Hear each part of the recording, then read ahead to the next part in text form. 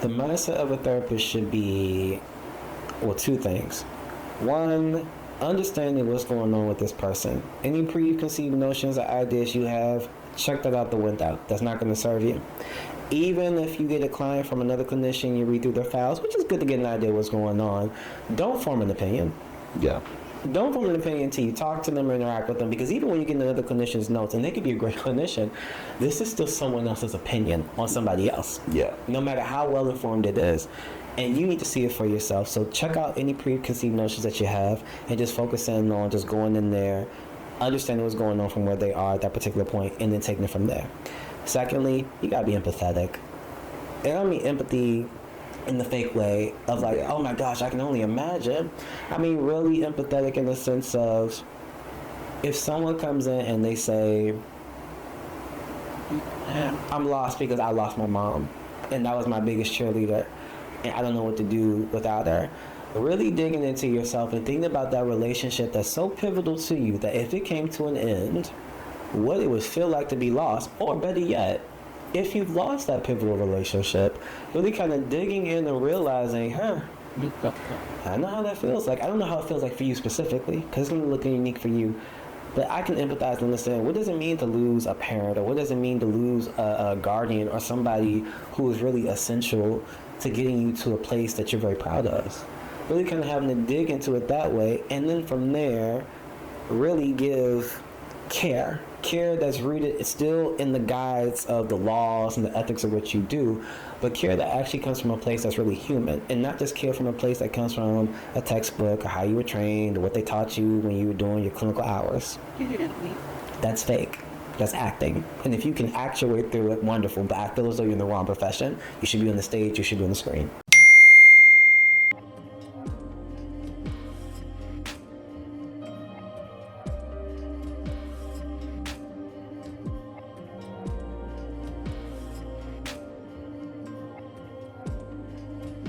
It's just me.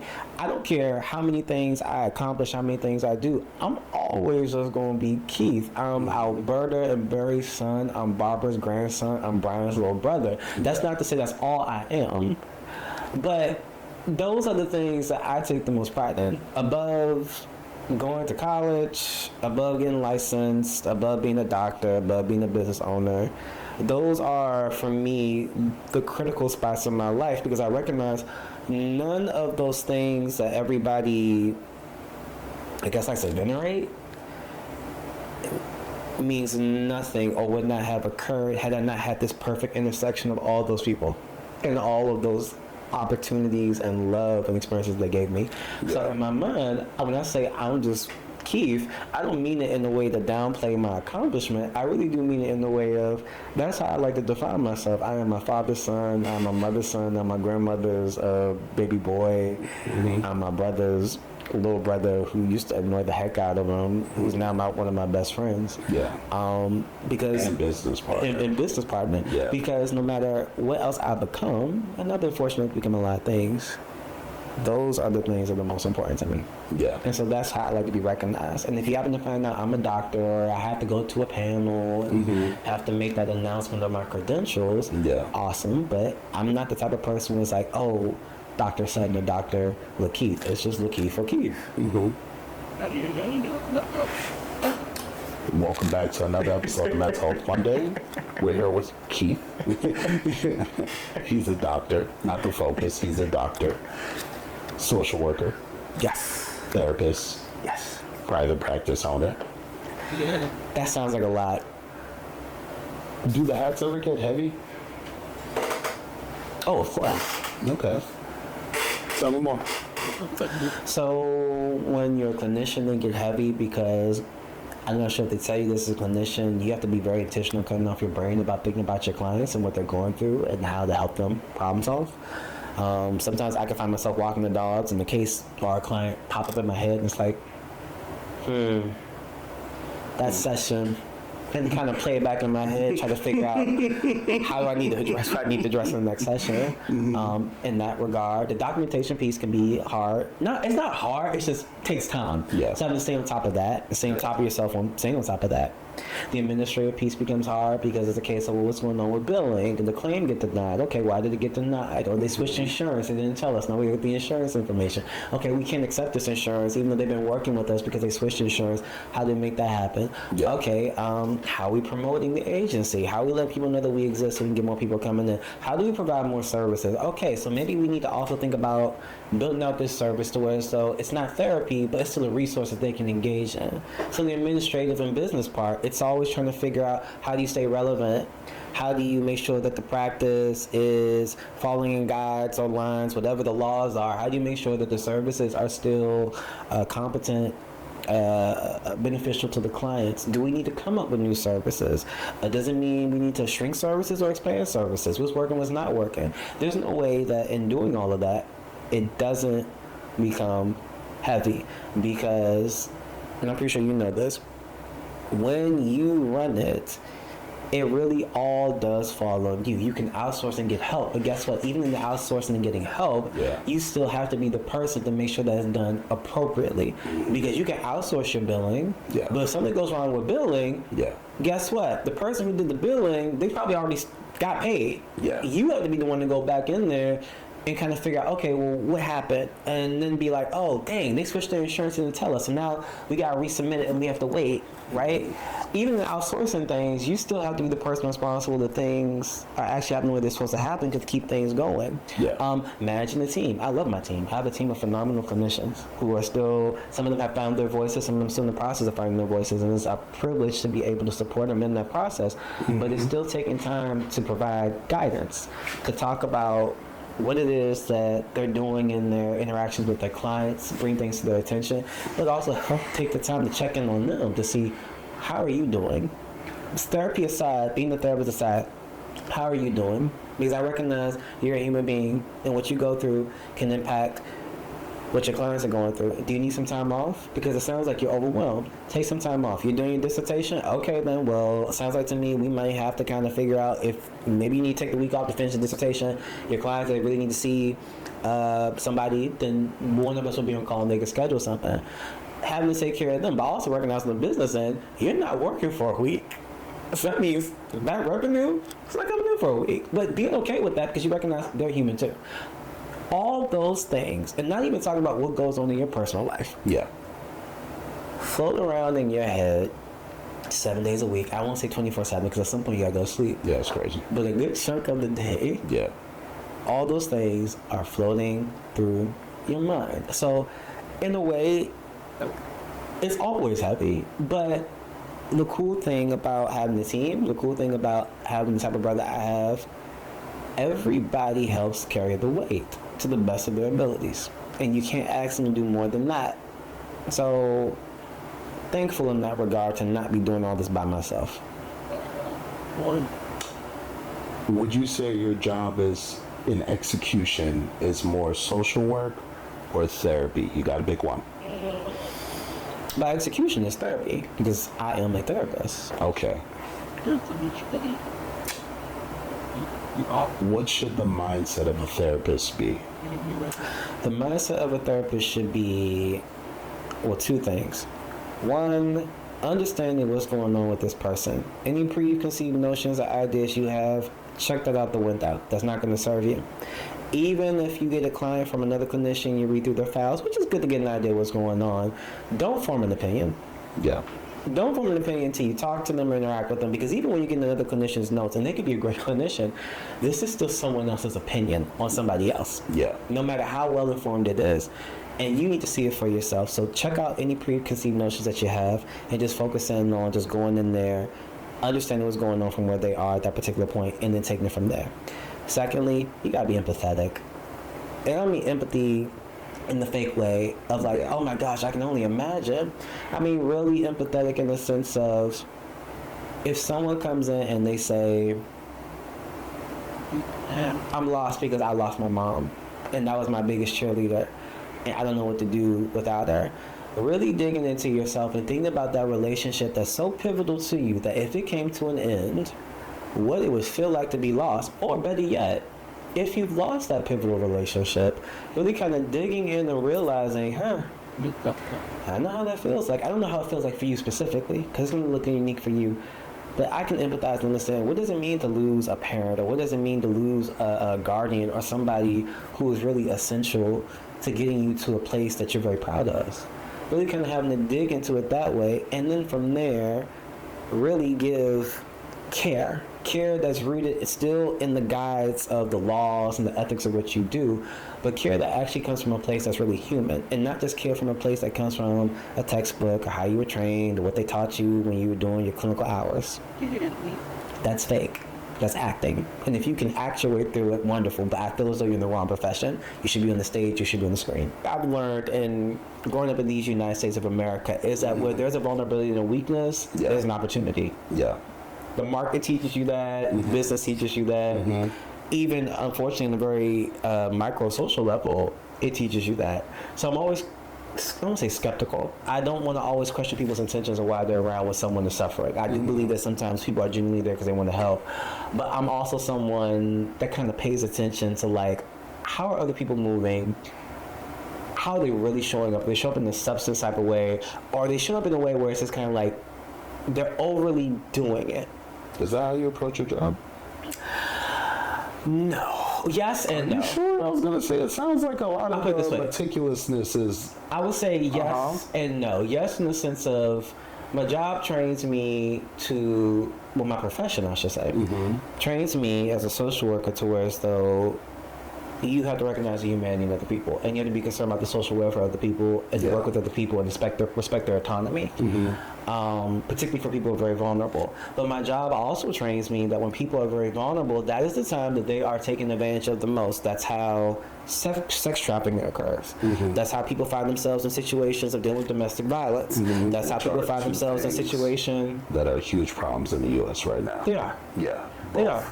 So when you're working with vulnerable populations, you're trained to respect their autonomy and support them, but you're also trained to kind of look at the risk factors of what happens when someone's very vulnerable, what they may be susceptible to, whether it's being taken advantage of in the context of like, yeah, why don't you smoke this? This is going to help you feel better. It's going to make you forget all your problems.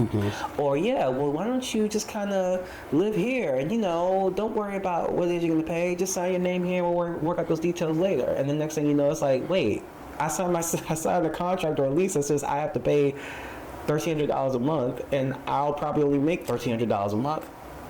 Right? People, when they're vulnerable, they get preyed upon. And so in social work, you're very cognizant of that. And you're still respecting people's autonomy to make decisions for themselves, but you're also educating them about, like, look, this is a concern that I have based off of what I've seen and what I've heard. I'm not saying you have to do what I'm telling you to do, but this is just something I want you to take in consideration. And the unfortunate part is when people are vulnerable and they're desperate, they will cling to whatever it is they feel as though they have to cling to survive. And that's usually right about the time they find themselves in a situation that makes things go from bad to even worse. What are your 3 concerns as a social worker? Well, what area? How many areas do you cater to?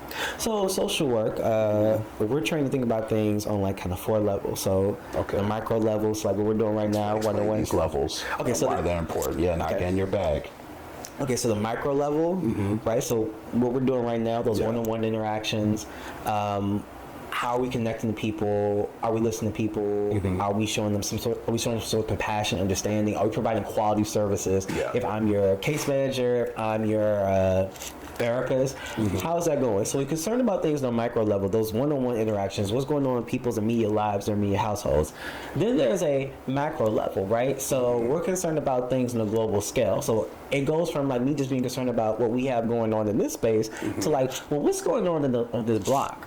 What's going on in the city as a whole? And kind of paying attention to like what's going on in politics, what's going on in the broader culture, what's going on in the subculture, because we underestimate the power of the subculture to really kind of penetrate what's going on in the mainstream culture, or even mainstream culture creating a subculture. Things trickle up and trickle down. Exactly. So we get concerned about that and kind of pay attention to what's going on in those spaces. So for instance, when I say a subculture, I could be concerned about what's going on with black trans women, right? So I could be concerned about what's going on with the LGBTQIA plus community as a whole in the District of Columbia, but I also recognize there's a subculture within that of black trans women or undocumented trans women who get the worst of it all because if you're undocumented, which is if something happens to you, exactly. Yeah. If you're undocumented and you're trans, you have to deal with your culture probably rejecting you, but you have to also deal with the fact that if something was to happen to you, I can't go to a hospital, I can't go to a police station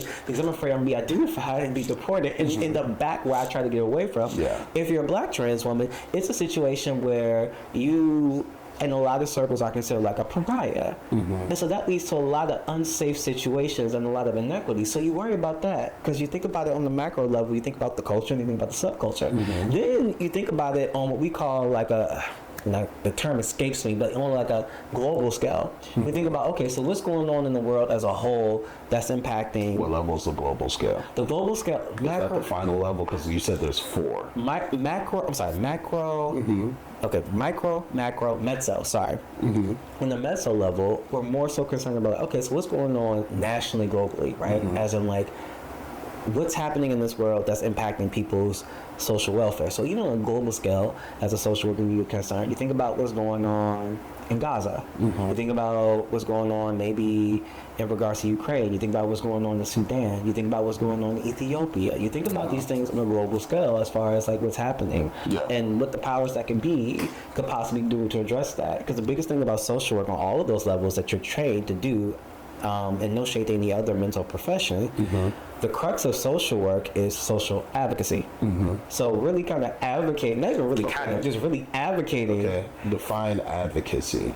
So advocacy... Well, no, I'm sorry. Yeah. Complete your sentence first and then define advocacy. Got you. So what makes social work different from other mental health fields or care fields, as I can call them, is that advocacy is the big crux of it. I just had a conversation about this on camera. I was like, if you're a therapist or a social worker, you're a caregiver to the community.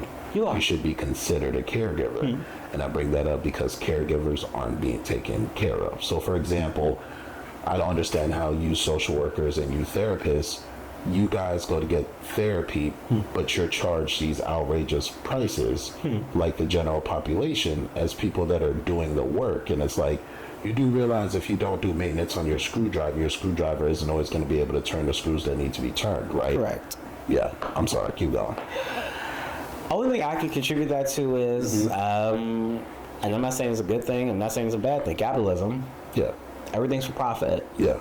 Healthcare is for profit, people's well-being is for profit. It's just a fact, and we're no different. And I recognize that no matter what level you are, if you're in this system, whether you are someone who is providing services of care or not, you are a part of the system to where if someone can make a profit off of you, they're gonna make a profit off of you. I have a saying that once emotions and conversations are in the room, it is a business. It's not just money. It's once people start thinking of stuff, and resources have to be taken from one place to another. And one place could either be, I had to have a phone conversation with you every 20 minutes for what we were planning.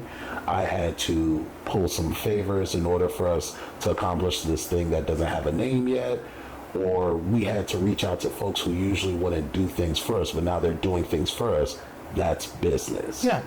So once there's an exchange or an expectation, the business starts. And for you guys, fortunately or unfortunately, all the stuff you guys do is a business first. Oh, yeah. Before anything else. Look, Okay, you're laughing. Okay. I'm laughing because what you said, it isn't wrong. Yeah. Because I had one of my clinical supervisors, shout out to Perry King, phenomenal social worker.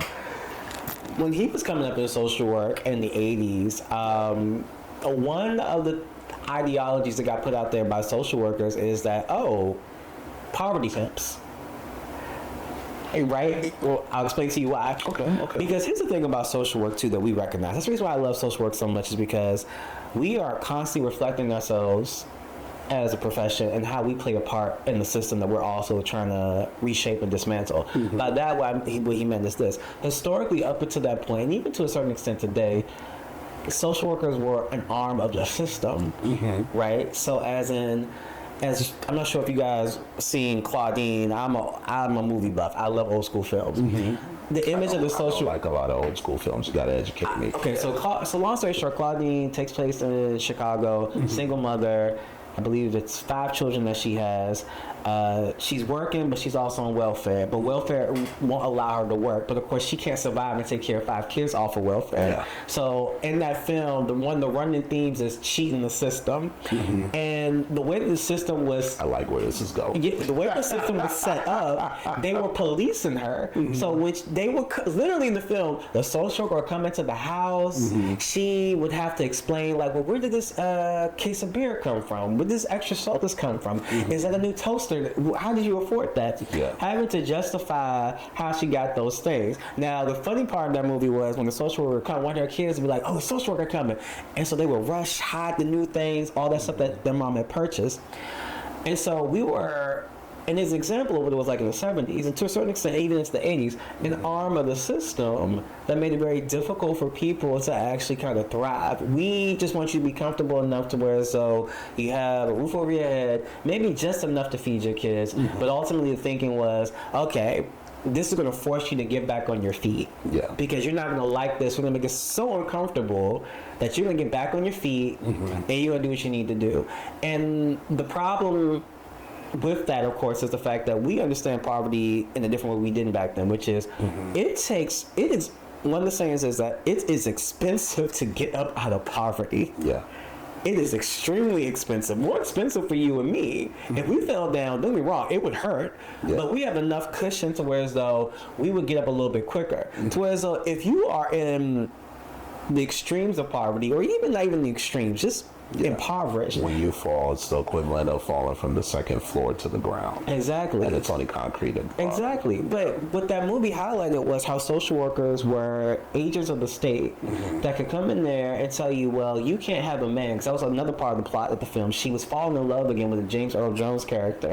And she kind of had to keep him a secret because, oh, well, you have a man in the house that's, wants to date you. Then that means he should be assuming the responsibility of the house. So we're going to go through his pay. And we're going to really put him on the line to be responsible for taking care of these kids, even though they're not his kids, but he wants to be your man. Let's see if he's still going to be able to. Exactly. So poverty pimps, as in promoting this idea of, even though some people run with it in a very extreme way, but they're not completely wrong, as in, oh, y'all just want to keep black women or women of color single, impoverished, with no man, just completely dismantle the family unit and just keep them in the system of just kind of perpetual assistance. And so that's where that statement came from, because during that time, unfortunately, that's what social workers were I don't want to say forced, but that it was the type of role as a social worker you had to take, because you were trained to believe like, okay, this is costing a whole bunch of money, and we got to make sure that people are doing their part to contribute to society, and if they're not, we have to hold them accountable. Were you trained to be that way coming out? No. By the time I came into a profession, it had evolved into something way more beautiful. Whereas, like, well, we need to be culturally competent. We need to be socially competent. We need to really kind of understand, not even kind of, we need to understand the people that we service. And more importantly, we need to understand the system that we're a part of. Because by the time I came into the profession, social work is well over 100 years old. Yeah. And it's had enough time to kind of go through its evolution through a system that's also evolved and look at it critically and say, okay, we're hip to this now. After 10 decades, we are hip to this. We are constantly evolving with it, and we're now paying attention to it and realizing that individuals themselves aren't the problem. Individuals themselves have problems that need to be treated, but they themselves are not the problem. And unfortunately, I would say maybe things didn't start shifting until about the 80s and the 90s. And you can really see it, the best examples of the child welfare system. We really realized that, oh my God, as a system, we're perpetuating this narrative that people are a problem, and we're criminalizing them. So now that we're here, you have to say what the problem actually is. Oh, that is a very complex question. But you also just hinted towards. Oh, I'm going to go into it. I'm just saying it's a very complex question with a very complex answer. I get that. So, the thing about social work is where you have to tell it in layers. I'll tell it in layers. So, the biggest crux of social work is this. We are really big on this thing called systems theory, right? Yeah. So systems theory is this idea of like, all of us are a part of different systems, right? Our household system, it's culture, all things that come with it. The system that is our neighborhood, the system that is our zip code, the system that is our city, then our state, then our country, and right? And not even just talking about those systems. We're also talking about even within those systems, there's other systems. Your education system, your healthcare system, right? Your housing, right? All of those systems exist, all simultaneously, and they all feed and play off of each other. And then you have the system that is institutional racism, or even institutional sexism, institutional homophobia, that also penetrates that, and it shapes the lives of people in addition to whatever it is they may be going through personally. And sometimes all these things are actually the reason why people are going through things that they are personally. If I'm dealing with someone who's dealing with depression because the fact that, like, okay, people always made me feel insecure about my race, about my gender identity, because that's how the system taught them to feel, or even how they were taught, how the adults in their lives were taught. We're talking about the fact that, okay, now it's the system actually hurting the person because it has them questioning, well, is it wrong to be trans? Is it wrong to be black? Is it wrong to be whatever it is that I am? And then kind of internalizing that, and then creating a variety of mental health issues, anxiety, depression, and depending on your racial makeup and where you come from, maybe even an eating disorder, right? It contributes, the system contributes into a lot of our mental health issues. And social work, what I love about it is the fact that it examines all the systems, and it looks at them and say, like, what is your contribution to what it is that's going on? It really takes a scientific, well thought out, methodical research exploration into it, and then comes back and says, this is how institutional racism is impacting people of color. This is how sexism is impacting women. This is how homophobia, transphobia is impacting people of LGBTQIA plus experience. It comes back and says, this is what we know. And then it takes it one step further and says, well, if this is what we know, we have to start evolving and exploring what are innovative and new solutions to dealing with this. And the one thing I love about research and I love about social work is the fact that we're always researching something, but it's the same thing, but looking at it a different way to trying to figure out, how do we make this right? From a social welfare, from a social justice standpoint, how do we make this right? And usually when we do that, we get the kickback of like, oh, this is some sort of liberal woke agenda. This is just way too progressive. Like, for instance, when we identified that when it comes to substance use disorder, harm reduction is actually has been researched to be the most effective way of actually helping people actually get off of drugs. As in, like, how do we over a period of time help people reduce the amount of drugs that they're using, provide resources and treatment while they're reducing it, and get them into a place of sobriety. But when you talk about needle exchange, it becomes this controversial, liberal, well, that feels like we're encouraging substance use disorder, when the research shows actually, no, it actually helps people as far as being able to gain their sobriety. So my friend worked for one of the first offices in New York that were implementing that. And the pushback from the community was, why do we need this? And he said, people come and talk to us, and they'd go in the bathroom and shoot up, and then they would leave the offices. But after that, you did see a slow weaning off of the drugs and the usage. And you did start to see a change in the people. And it wasn't that they didn't relapse. As a community, it's technically our responsibility to help people to get back to where they were, just like what therapists are supposed to do. Or even in some cases, help them get to a place they've never been before. Whatever their best version of themselves are. And that's what, oh gosh, I'm gassing up social work. I'll gas it up, but I'll also be very critical of it. Okay, all right, because I was going to say, I can also be very critical of it. I hear the cape and I hear the flapping in the wind, but there's two sides to the work. Oh, always. 1,000%. Yeah. But what I like about what I do You love what you do. I love what I do. You use that L word 3 times. I said, oh boy, he loves it. Oh, I do. He really loves it. It was social best decision of my life. But we'll come back to that a little bit later. Mm-hmm. But one of the biggest questions about social work is self-determination. Okay. By that, we mean this. We go where the client deems us to go as far as what they think success is going to look like for them. We don't push them. Yeah. So if it's a client that comes to me and says, look, I'm only interested in, I don't know, instead of using drugs every day out the week, I'm only interested in getting down to maybe 3 days out the week, that's our goal. Yeah.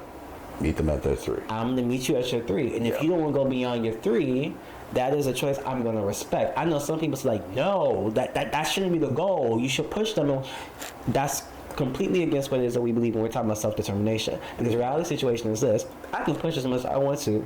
And I may push so hard to where I said, like, well, screw that. I'm going to go back to 7 days a week. Yeah. And all that would have been for what? And not to mention the fact that, and particularly if we're talking about America, we're talking about freedom, people have a right to decide what good looks like to them. Mm-hmm. Because we have this idea of, and I love, my brother says this, and I'm still in from him. Mm-hmm. We love to expect ourselves. Brian, yes. Who's been on. Brian, who's also been on this platform. Great interview. I was a huge Marvel fan. He is. Yeah. Did you read comic books too or no? To an extent. My brother and my dad were really into Marvel, and then they kind of forced me into Marvel. More so less into Marvel as when I would just listen to them. Yeah. They kind of had like a different storyline stuck in my head even to this day because they would just sit there and they would explain it to me. I got you. You're like, I think not, but I appreciate you guys. Yeah, but I love how they would tell it, which by the time the multiverse came into play, it was like, oh, this isn't a surprise because my brother and my dad taught me like, oh, X-Men has like 7 different storylines. Yeah.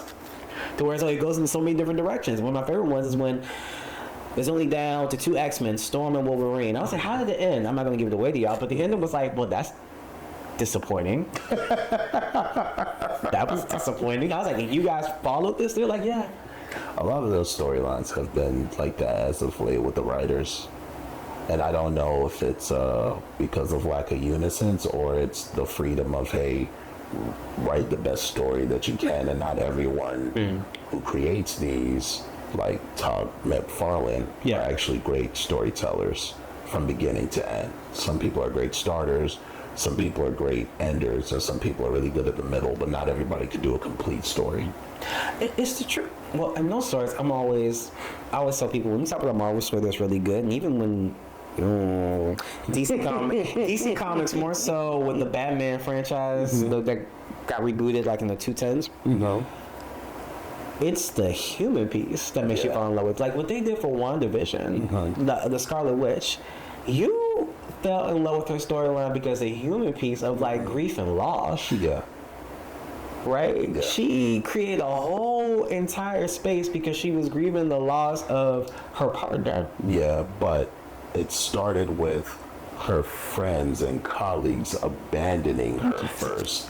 And that's what led to the loss, and that's what led to WandaVision. So what Wanda did for us on the ground level is they painted the picture of, the Avengers are friends, they have their backs, they go to war together. Okay, what keeps them together when there's not war? Exactly. The answer is nothing. And now you have all these things that are happening with superpowered beings now that Tony is gone. And you're not seeing what unchecked power looks like. You're seeing what abandonment actually looks like. Which to me is so much better. Yeah.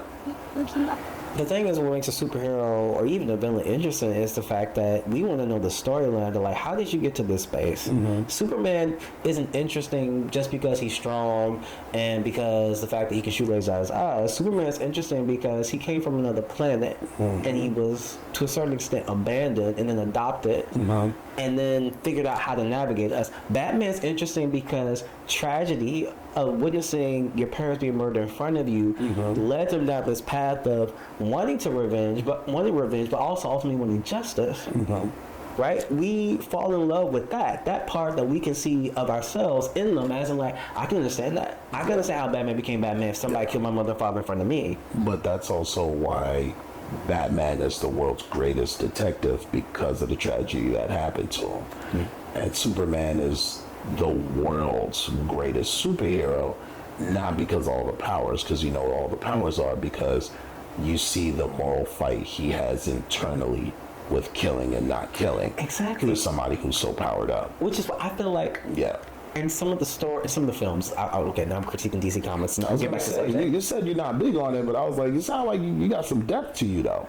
Well, it's because I'm one of those people when I watch films, particularly a lot of these comic films. Yeah. I'm more so kind of a case of this. Character development. I know what they're capable of. I know what their powers are. That's great. You can put a fight scene in there. I expect it. I want a storyline that does character development, but also has a little bit of complexity to it. That's what made Heath Ledger as a Joker, that particular, that's what made that brilliant. Because there was a complexity to that storyline. And even though, I know even to this day, it messes with your head. It's like, so he just did all of this for the sake of doing all this because he just believed in chaos. Yeah. It's still the fact that it's like, but that's brilliant. Well, in believing in chaos, what he studied wasn't structured. What he studied was, what is everyone doing this for? And that's why him burning the pile of money is important. Because him burning the pile of money isn't a representation of I can do this without money. It's a representation, and it's also not a representation of I can't be bought. It's a representation of what you guys want and what you guys are here for isn't what I'm here for. I'm here to destroy, and it has nothing to do with whether you're a villain or a criminal. Facts. Both sides can get it regardless. You don't even have to follow my lead. I can't even say you don't even have to be in my way, because Joker will put people in his way just to see what happens. He's more of a let's see what happens if I do this. Which is why I feel I can't think of the name of the sequel that came out after that one. I actually love the storyline with Bane. I didn't like that. I loved it. I didn't like it at the end. I loved it. Alright, so obviously it's not spoilers. The movie's been out long enough. What I didn't like about the end, I liked the twist with the daughter. My issue was, how did we get here? You get what I'm saying? Yeah. Because it kind of felt like they blew up the stadium to have a big we blew something major up point with people in there. We put a lot of people in danger. But it also gave the daughter narrative felt forced. It was like, so we did all this and we built Bane up to be this huge character, and then he technically became a caricature at the end of that movie. But I can understand that for the simple fact that Again, we love a good plot twist. I love the fact that Bane himself was smart, intelligent, because all that on its own. But it also saw a humanity in Bane to where as though this girl that wasn't his daughter, he actually fathered, was actually the mastermind behind it, and he loved her so much that he actually followed her lead. I love that. Yeah. I love that because, again, that speaks to humanity, that even the most diabolical, strong, evil character is not susceptible. I mean, still susceptible for, like, caring about someone. Yeah. And going down that road of what it means to care about someone, whether that leads down a road of prosperity and happiness, or for some of us, a road of destruction. Destruction is pretty fun. Destruction, I'll say this. People who get on the road of destruction, I will say to a certain extent, to them, it doesn't feel all that bad. Yeah. Otherwise, they wouldn't do it. There's a certain serviceability going down that particular road, even if it's, well, the outcome is ending things. But there's a reason why people go down that road and wanting things to come to an end, or go down that road because they feel as though they have no other choice. Yeah, and then also it's very important to realize that folks who go down a destructive road, and this isn't for everybody in certain categories, are people they haven't given up. The goal is destruction. You get what I'm saying? So you feel you're serving your purpose or your revenge within that destruction, and everything that happens just happens to be a byproduct of these choices had to be made for the goal regardless. Yeah. Well, it's funny that you mentioned that because we're having a lot of funny moments today. But it's funny that you mentioned that because bring me back to the episode of I'ma Fix My Life with DMX on it. You mean when she had that man's head in a hole And she was like, you gotta breathe into it. Gotta breathe into the whole, you know exactly what I'm talking about. Yeah. Yeah, it was, and there's no judgment on Iyanla, but it just wasn't one of her better moments because The show or that moment? that moment. Okay. I will get to see Iyanla. She's never portrayed herself to be a social worker, a therapist, or anything like that. She is a life coach, a spiritual guide, if I'm not mistaken, and she comes at it from that lens. Yeah. But what I like about that DMX episode was the fact that in our profession, where the show was, like I said earlier, like a self-autonomy, self-determination. Okay. No matter what she said to kind of guilt him into getting over his substance use disorder, DMX had made up in his mind that, like, whatever's going to happen is going to happen. Yeah. God has used me as much as he's going to use me. He might still be using me, but as it stands right now, whatever my fate is, I'm at peace with that. And she's still kind of pushed in the sense of kind of, well, what about your kids, right? Trying to, I don't want to say, well, I'll say it, guilt him in that capacity, but he still stood 10 toes down on the fact that God is using me right now in the way that he's going to use me, and however this plays out, it plays out. It's the equivalent of the mom when she says, yo, there's spaghetti in the fridge. You're going to get what I got. Chicken nuggets, McDonald's fries, all that. There's spaghetti in the fridge. Yeah. Stop talking to me about all the croissants and sandwiches. Stop. There's spaghetti in the fridge. And that's the thing about, and I want to use this cautiously because I'm respectful of that man and his family. Yeah. Sometimes when people are on a certain path where we can see that it's going to lead to destruction, we have to understand that even though we don't want that, and even though we're going to try to fight against it, and we're going to try to do whatever we can do to try to save them, if they have made up their mind, however that path ends, that is their choice. Are you touching on suicide, sir? Are you having a suicide discussion right now? I would say that. Do you avoid that as a topic? You know, September. You can't. You know, September in a couple of weeks. This is when this is coming out in I September. know. Well, the thing is, you can't be in my profession and not deal with suicide. Why not? That's what the schools say. You know what I'm referencing. Oh, Yeah, gosh. you know exactly what I'm referencing. I did some work with a school that shall be unnamed in this interview. And I understand why schools say, hey, we don't allow our students to deal with clients or folks who struggle with suicidal ideation. I can understand that. Right? Because you don't want the seeds to be destroyed or discouraged, because unfortunately suicide's going to run its course for certain people, right? But eventually those students leave to go to these private practices or these public practices, and what do they run into first?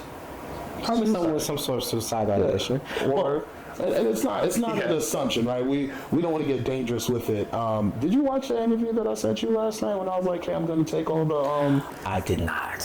Man, I hope you that was a good one. No, I'm not judging. I don't think it's your responsibility to do research on my platform. It's my responsibility to have a good conversation with you about mental health. That's how I I treat feel like it. it should be vice versa, but I hear you. It's very dangerous when you assume people are willing to do the amount of work that you're willing to do privately, because no one agreed to that. You agreed to sit down, right? Yeah. So, friend struggles with it. Yeah. And this started from childhood, right? Very just terrible childhood, foster care system. And it didn't start with the foster care system. It started before the foster care system with his mom and his dad, who are no longer his mom or dad. Do with that information whatever you will. Yeah.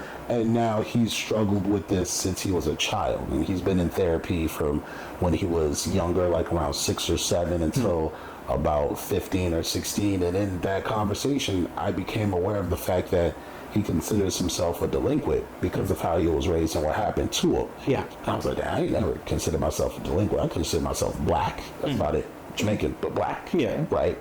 And I could just see how all these labels and things that people were trying to do in helping him hurt him. And that's why I titled the episode, This Is How Therapy Hurt Me. Because in our journey to help people, there are people who don't take it wrong, or our approach was never the correct approach for that person. Facts. And 9 times out of 10, when people are wrong while they're helping people, they're not going to make space for the could I have done that better? Where's my mistake?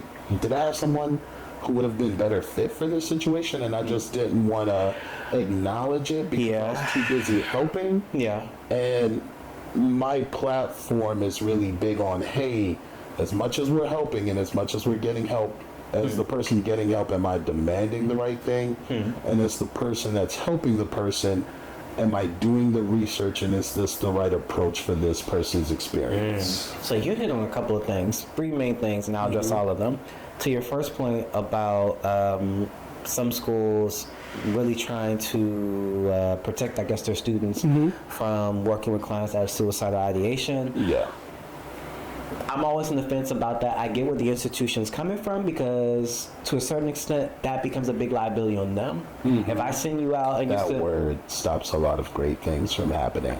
Well, that's true, but at the same time, we have to look at the system we're a part of, where it's kind of a case of, even though I may feel as though my student needs to have experience with people with suicidal ideation, but if the client actually does go forward with the plan, then it becomes a situation of my students being scrutinized about, did you do everything that you could possibly do? Which we know, when you're in a graduate program getting experience, you're going to make mistakes. That's just why we have internship, we have field placement. They're going to be scrutinized, which in turn is going to go back to the agency, which is going to go back to the university, and it's going to become this question of, was everything done that could possibly be done to ensure that this particular client that was coming in contact with this student got everything they could possibly need to be able to address what was going on that may have prevented this death. But you're great because of your mistakes. Tell that to the institution that has to face a family that's putting a multi-million-dollar lawsuit against them. I get that. I'm not excusing that. What I'm saying is, in our profession, even me as an advocate, I'm a part of that profession. Making mistakes is how people correct us. I agree. Now, when it comes to suicide, the price is someone's life. We don't want people to die. We don't want people to die. Just want to say that for the record. But these programs do need to approach and create curricular, having people understand you can't save everyone, but the goal is to try and change that path as much as we can to do what we can for those who want to live and those who do not want to live. See, it's funny that you mentioned that. So where we are with this particular topic is, it's still very controversial, but where we are with this particular topic is, you actually have experts who spend decades studying suicidality, and they are convinced through research and methodology that almost all suicides, if not all, are actually preventable. But then you have another side that kind of argues that, well, that is a big statement to make. A big statement to make, because there's so many factors that even if you break it down in a very scientific method type of way of exploring suicidality for most people, there's still so many other factors that we have to take into consideration when we're in this space with the client that can also trigger it without us even realizing it.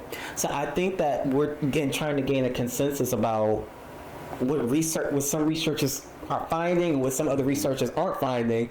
What does that lead? But I do agree with you 100% to where as though, and I will take my profession, the clinical side of my profession, to test. I feel as though personally in every MSW program, if you're on the clinical side, there needs to be a course that specifically talks about suicidality, because maybe not even the clinical side, just broadly, because at some point you can come in contact with it, and if you have not had the exposure to it, the training on it, when you see it, you're going to be petrified, and you're probably going to make mistakes that probably need to happen. One of the biggest mistakes being assumptions. One of the biggest assumptions or mistakes that ends up happening is, oh my God, they're suicidal, I have to get them into a hospital. No. That is, like, in my opinion, that's one of the top 2 biggest mistakes clinicians make, because what ends up happening is this. If they are expressing some suicidal ideology and it's not active, it's passive, active being they actually have a plan and methodology of how they're going to execute it, how they're going to do it, the means, right, the resources to get to what they need to get to, in the weaponry. And then there's a passive, which is more like, there isn't a plan, but there's this feeling of like, I just don't want to be here. Or if this was to come to an end today, I'd be okay with it, right? clinicians who haven't had much experience with it, they get exposed to that. They don't know how to assess which is active or passive. Yeah. And the default becomes we have to get them into a hospital or we have to tell them to check themselves in the hospital. And going to a hospital, unless you are someone who is highly symptomatic, can be very traumatic because then you get exposed to people who are actually going through a psychiatric crisis and actually maybe displaying self-harming behaviors, and you're exposed to that. Hospitals are built on isolation. They can be. It's just, I was a patient advocate when I was young in the hospital for like 4 years, all through high school. Every summer, my job was to be a patient advocate because my mom worked at East Orange General. East Orange, right? I'll be shouting out Brick City all of a sudden. So we had that talk earlier, right? Now, the reason hospitals are preventive measures. You go there and you get medicine, but you also get a bill. So it's like, hey, for every single thing you want to get better for, just understand you got to pay. And that's another component of it too. That goes back to the systems that we talk about for the 4 layers, right? Yeah. Now, as a social worker, it is your job to save your client, right? But it's also, correct me if you need to correct me. It's your responsibility to keep them safe. Even if it's from themselves. In our field, I don't like that word safe. No, my bad. That was dangerous. I'm sorry about that, right? But, and when I say safe, I mean the urgency of getting them to a better place from themselves, right? But that also hurts your client. It can. If it's not bills, because of the assumptions, because if something like that is documented and you work for the wrong people, you get penalized for getting help. Especially for jobs. This is the reality. You don't have to. I think you being conflicted is good because it shows that you care. But us caring doesn't change the system and what it's done to people. Well, when people say it hurts your ability to get a job, I'm always. That's why I said specific places. Got you. So, like for example, I'm in tech, cloud architect, right? Yeah. And a lot of folks in the tech field and a lot of folks outside the tech field and just in fields having to do with like government and corporate stuff, a lot of people understand, hey, if your job is offering you some kind of mental health compensation and package, is it safe to take that? Because you going through your own insurance privately is not documented, but you going through your job privately is documented that you're in therapy. You may be a risk for the company. You may be something that can be exploited as a person. Because that's what these corporations are. Even if they care right now, we're moving from the care and pandering to the, all right, let's cut the fat. Yeah. What does this person do in this department? Do we have a replacement for them if we replace them? Have they been an issue for us? All right. Have they added to the sales of the products that we have that we're putting together? Because at the end of the day, everything that has to do with the business is a product, whether people want to acknowledge it or not. So when I think about these things and the work that you guys do, your work is necessary. I get irritated at 2 things. And this is me as someone who's not a part of the field, but I purposely make it a point not to be a part of the field. Because a lot of folks are like, you'd be great. And it's like, look, I'm great at eating. I don't eat all the time. Right? But it comes down to I'm able to call things out because I'm not a part of the system. And unfortunately, when you do become a part of the system, it's easy to stop seeing mistakes when you've adapted certain forms of movement and executions of things. I can agree with that. Right. So when it comes to... Did you want some water? I'm good. Okay, Thank you. So when it comes to suicidal ideations and the way that they're handled, there's always a better version, but I understand why there's not that much exposure to what the right thing looks like in academia where it belongs the most before the kids get to this side. So I know there's a lot of words, but it's like just following the line of it. So to your point, in academia, does suicidality need to become a primary focus if you think about becoming a clinician or any kind of healthcare professional? 1,000%. Even if you own a private practice and you're just running the business side of the private practice. Oh, definitely. Yeah. Definitely. Well, if you're running the business side of private practice, I wouldn't say not so much. Only because if you're running the business side of private practice, 9 times out of 10, you're not seeing clients. You're more so just kind of checking to see, is the billing going through appropriately? Do we have like a system where we can streamline, like, okay, getting appointments scheduled within a certain time frame, or even promoting the agency? So in that regard, maybe not so much. And that's a conversation you and your brother are gonna have here soon, in like September or something. Oh, that's a good heads up. Coffee or hot chocolate, be like, let's talk about the business. Well, that's a good heads up. If you're focusing more so on the business side, not so much. I think you should have a precursory understanding of it, so you can understand what the clinicians that you are helping manage, what they're going through, and the people that you're servicing, definitely. But as far as an actual response on how to handle it outside of, put it this way, I wouldn't put someone on the business side as responsible for assessing. Okay. I think that'd be just too much for. I mean, not to mention the fact that if you just came in on the business side and focusing on that, it's not fair for me, especially if you're on the business side, you're not licensed, for me to expect you to kind of come in and assess the situation with the client to figure out, oh my gosh, they're suicidal. What's the proper methodology way of handling the situation? Is that the conversation you and your brother had before you went into business together? Not that one. Okay. Not that one. That was one that came in as we were creating the business. Okay, because I remember he said, and I quote, you said, I do not want to be hands-on with the business. I would like to put this together. If we do it correctly, you got to handle the business. Correct. If we're going to do this, you got to handle Correct. I am a clinician's clinician. Now, I have an understanding of the business. If something was to happen to where as though someone can do something, our billing person can do something, if our assistant can answer the phones, I can do that. It's just the simple fact that I'm so wrapped up in the clients I serve, supporting the team that we have. You're not a bleeding heart, right? Double bleeding heart? Yeah, you're not 1,000%. That's how I know we're $5. Yeah, okay. That's how I know we're $5. Okay. All right. 1,000%. Okay, I was going to say, you sound like you be bleeding everywhere, man. I probably do. Okay, I got you. But within bounds. Yeah. Within bounds and within and within structure, I was just Yeah, I got you. But to that point, the business side, I just knew that was for my brother. I can do it. I have a respect for the business side, but when you're starting a private practice, there has to be a love for the business side, and there has to be a love for the clinical side. And for me, I love the clinical side. I'm married to it until the day I decide to retire or they deem me to be incompetent. The business side, I tolerate it. It's like I'm co-parenting with it. We respect each other. We got this child. I can make sure that you get what you need to get, that everything's taken care of. Am I in love with it to where I'm gonna go the extra mile? Yeah. No. Will I go the extra mile for my clients? 1,000%. Not even a question.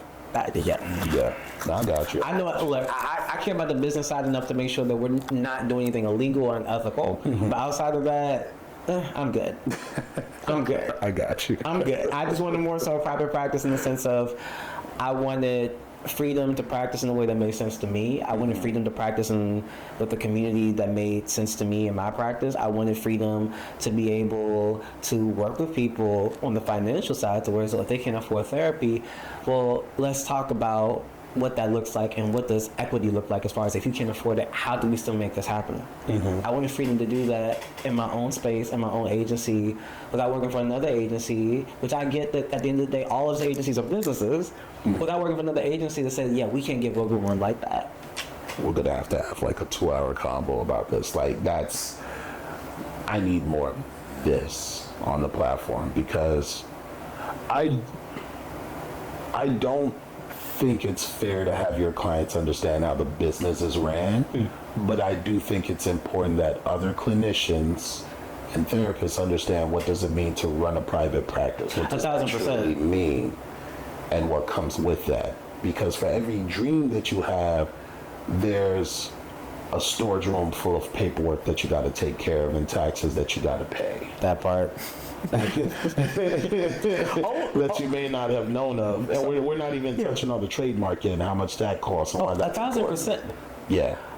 So the one thing we do in our agency, whenever anybody comes on board with us, we ask them, do you want to start your own private practice? And if the answer is yes, we're going to mentor you and guide you through that. We're going to tell you all the things that come along with that, the good, the bad, not in the sense of trying to scare you, but one in the sense of supporting you, but then two, also helping you realize there is a lot that comes along with this. What happens when economics and business meets well-being and ethics? And you have to figure out how to navigate it, because a situation where I'm never going to put a client's well-being at risk because of finances, but I'm also very cognizant of the fact that I gotta make a living, the team gotta make a living, these here bills gotta pay. And so it becomes a case of, are you willing to kind of go through and figure out, okay, so how can we negotiate this in a way to where as though it actually makes sense? Is there a situation where, like, okay, there's a sliding scale, what it is you can pay, and we'll work with you, and then we'll try to figure out how do we get you connected to insurances that make sense, or how do we get you connected to an agency to where so they can actually provide the services in a way that may be even more affordable. It's having to take that extra time. This reason why, I'm sorry, go ahead. You guys take Medicaid? We take Maryland Medicaid. Don't get me started on how difficult it is to get paired with Medicaid. I hear what you're saying. I hear what you're saying. Yeah. Do you guys have folks that are working on a sliding scale?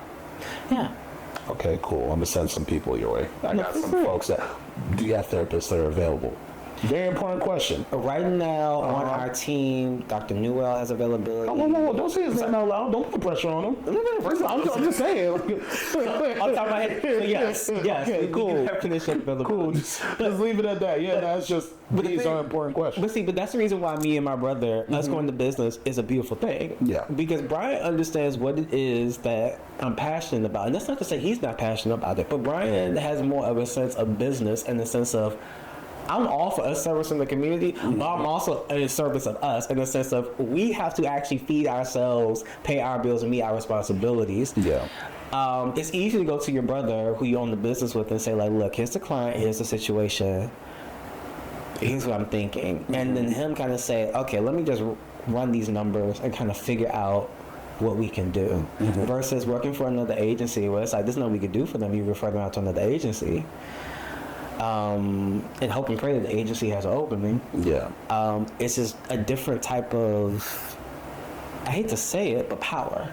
But in my mind, and I could be wrong, but I say a power that allows us to leverage for the greater good, or to the benefit of more people. Because I can't say we're necessarily greater good to everybody, but at least to the benefit of more people who may actually be in need, and try to figure out, okay, how do we make this work? And if it's a situation where we can't make it work, at least at the bare minimum, be consistent in saying, like, look, we're going to find you somebody, and still following up with other colleagues. God, that's the reason why he does the business part into the other part. Reaching out to all the clinicians in this area to figure out, do you take this insurance? Do you have an opening? I have a referral. How many clinicians do you guys have connections with? Outside our agency? Well, how many are in your agency and how many are outside your Within our agency, if I'm not mistaken, right now, there should be 9 of us. Okay. There's 9 of us, including me and Brian. Did he tell you what I told him? He did not, because he probably told me you should watch the interview. Did you watch the interview? I got halfway through before I got your brother. I turned my attention. No, I got you. You got things. Only halfway let him down. Only halfway let him down. So he said, I made it to the half. I got to the half. Then I logged over to my session and I forgot about it. So I told him I want to interview everybody that's in your private practice who's a therapist or a clinician. But I also told him if they're ready. I don't want to be on camera with someone who doesn't understand their identity and still feels they need work. Because your interviews don't expose you. Your work exposes you no matter what you say on camera. Agree. So when people are like, well, I don't know if I'm ready yet or I'm unsure, I have folks that are connected to the, what's the National Psychology something institution here in D.C., and they come to my spot on the weekends, and they're nervous about doing interviews with me, but they watch the interviews. Yeah. And they're like, you're doing some amazing work, blah, blah, blah. And I'm like, I appreciate that. Well, when are you going to do a sit down? It's like, well, I'm nervous. I'm like, you'll come around. I'll be here for a couple of years.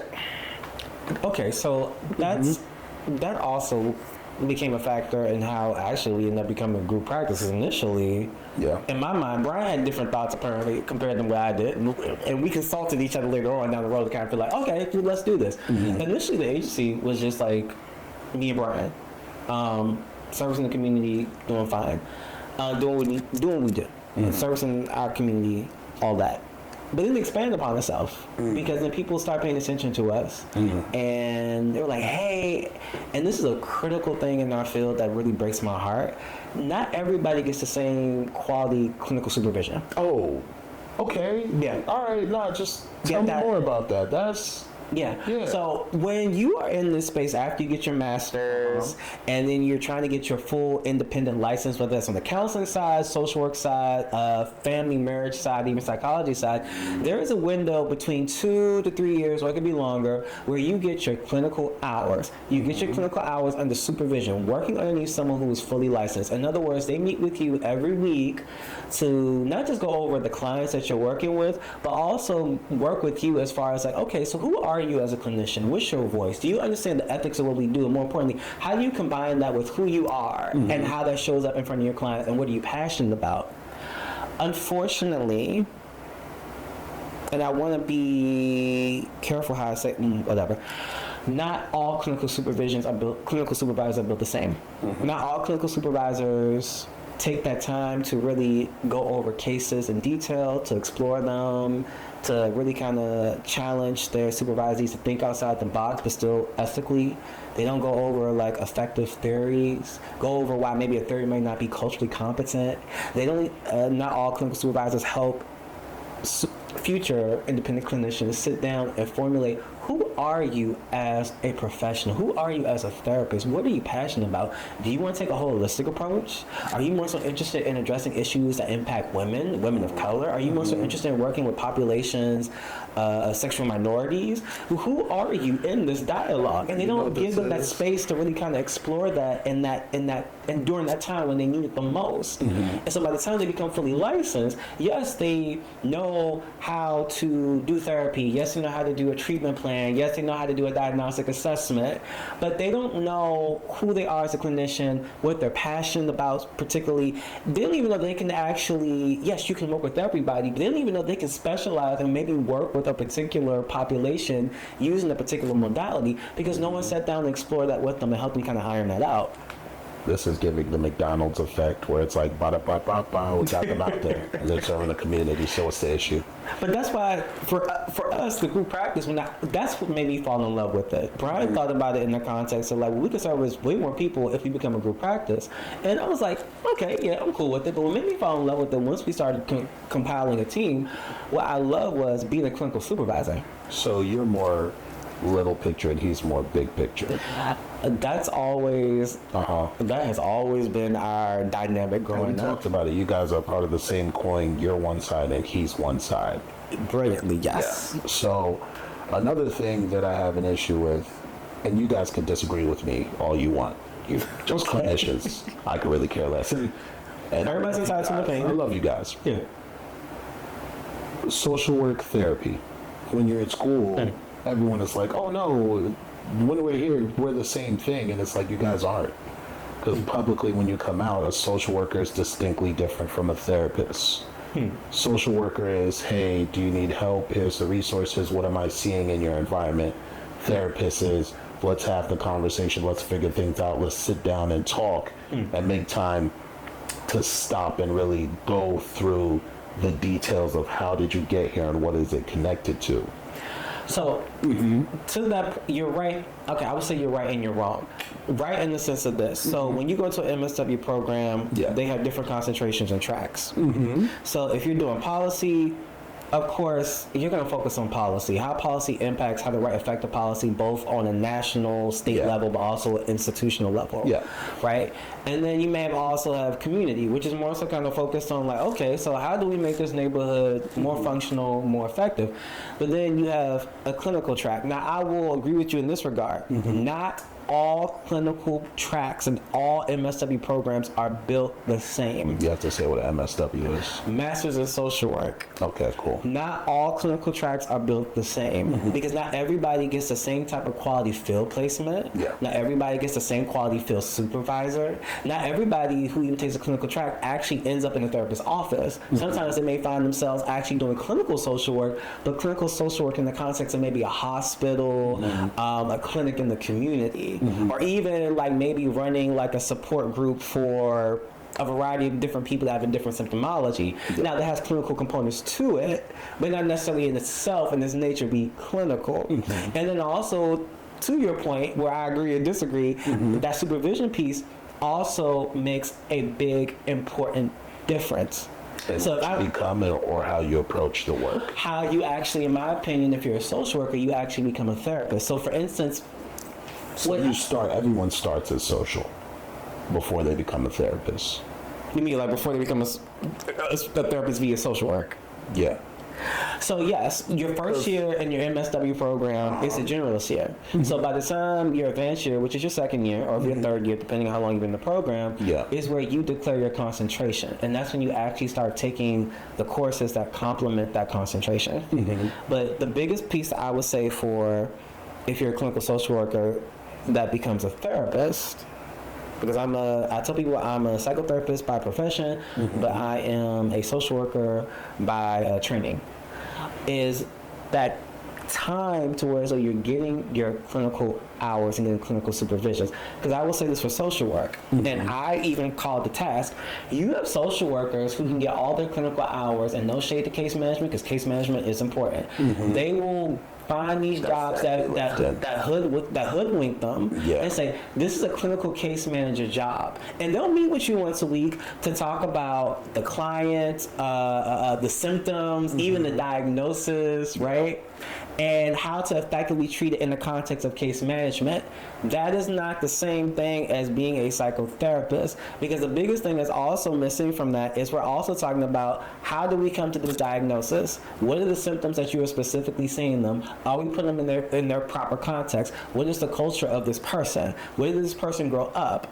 Right? You get that when you become a therapist. If you're doing a diagnostic assessment effectively, you are taking all of these factors into consideration before you formulate a diagnosis, then develop a treatment plan, and then implement it.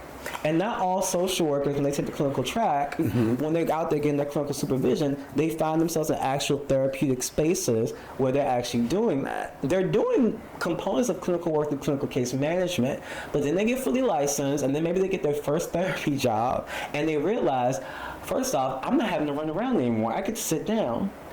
Oh, wait, I've done an assessment in regards to like how to get them housed, as in what the problem is, but I've never actually done I've never done a diagnostic assessment that requires me to compare these symptoms to what's going on in the DSM-5 TR now, and being able to put together a comprehensive diagnostic assessment. You got to define what the DSM. I'm sorry. So the Diagnostic Statistic Manual 5, we're in the 5th version, TR, which I'm not even sure what TR stands for. Okay. It is the tool that all licensed mental health professionals use to formulate and then agree upon a diagnosis for a client. So when you hear terms like bipolar 1, bipolar 2, schizophrenia, borderline personality disorders, all of those terms come from the DSM-5, or the DSM, we'll just speak it, because another version could be coming out soon for all I know, that allows us to go through it, figure out what we're seeing, and then from there, based off of what we're seeing, what the criteria is, because it has to be a certain number, for each diagnosis, a certain number of symptoms that person has to meet. And also it has to meet it under a variety of other factors too, as in severity, as in how bad is it, duration, how long has it been going on, onset, as in like when did it happen, right? So you have to take all that into consideration, match up what's going on in the DSM-5, and then from there, you formally diagnose. The problem is with some of my colleagues whom I love, they don't get exposed to that in that time where they're getting their clinical hours unless they are actually doing therapy. Because if you're doing clinical case management, there's no point in using the DSM because someone else has already diagnosed them. You're just more so there to provide support in the clinical context as an, okay, this is trauma, so I need to do some trauma-informed care in regards to working with them. That diagnosing piece is very important because it allows you to kind of contextualize everything that you're seeing and understand why it is the way it is.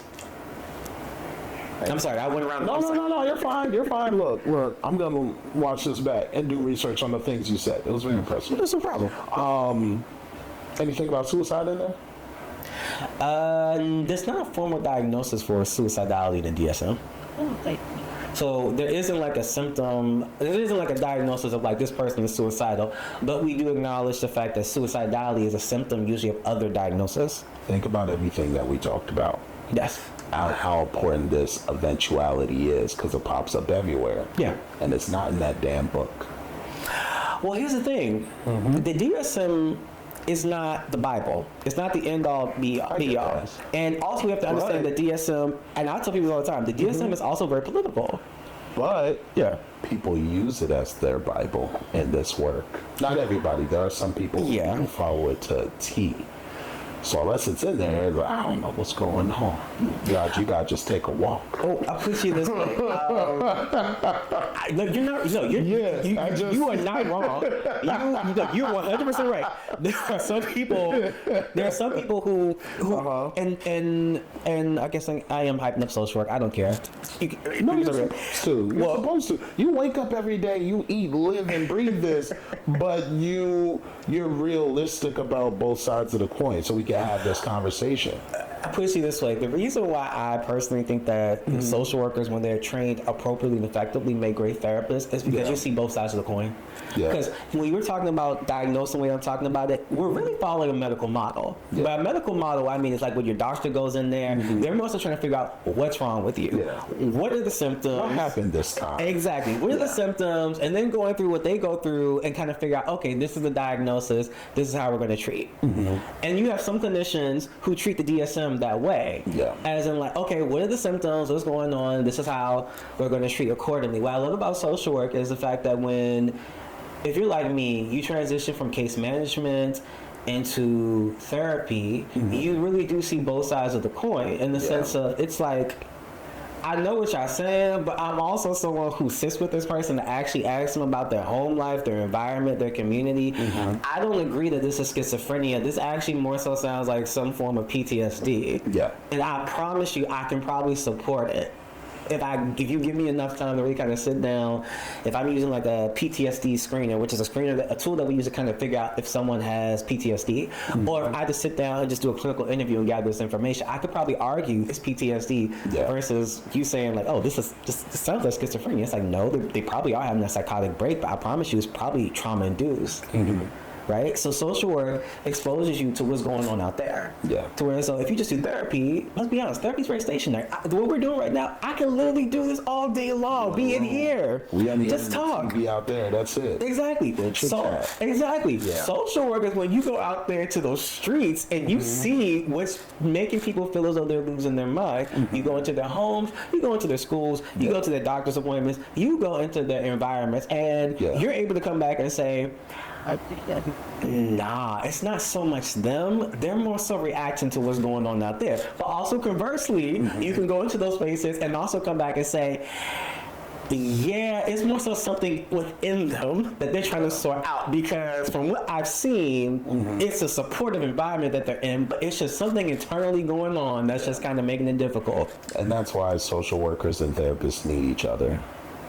Or, you're right, they do. And also it's the reason why I think social workers can be great therapists when, to your point, effectively, properly trained to be as such.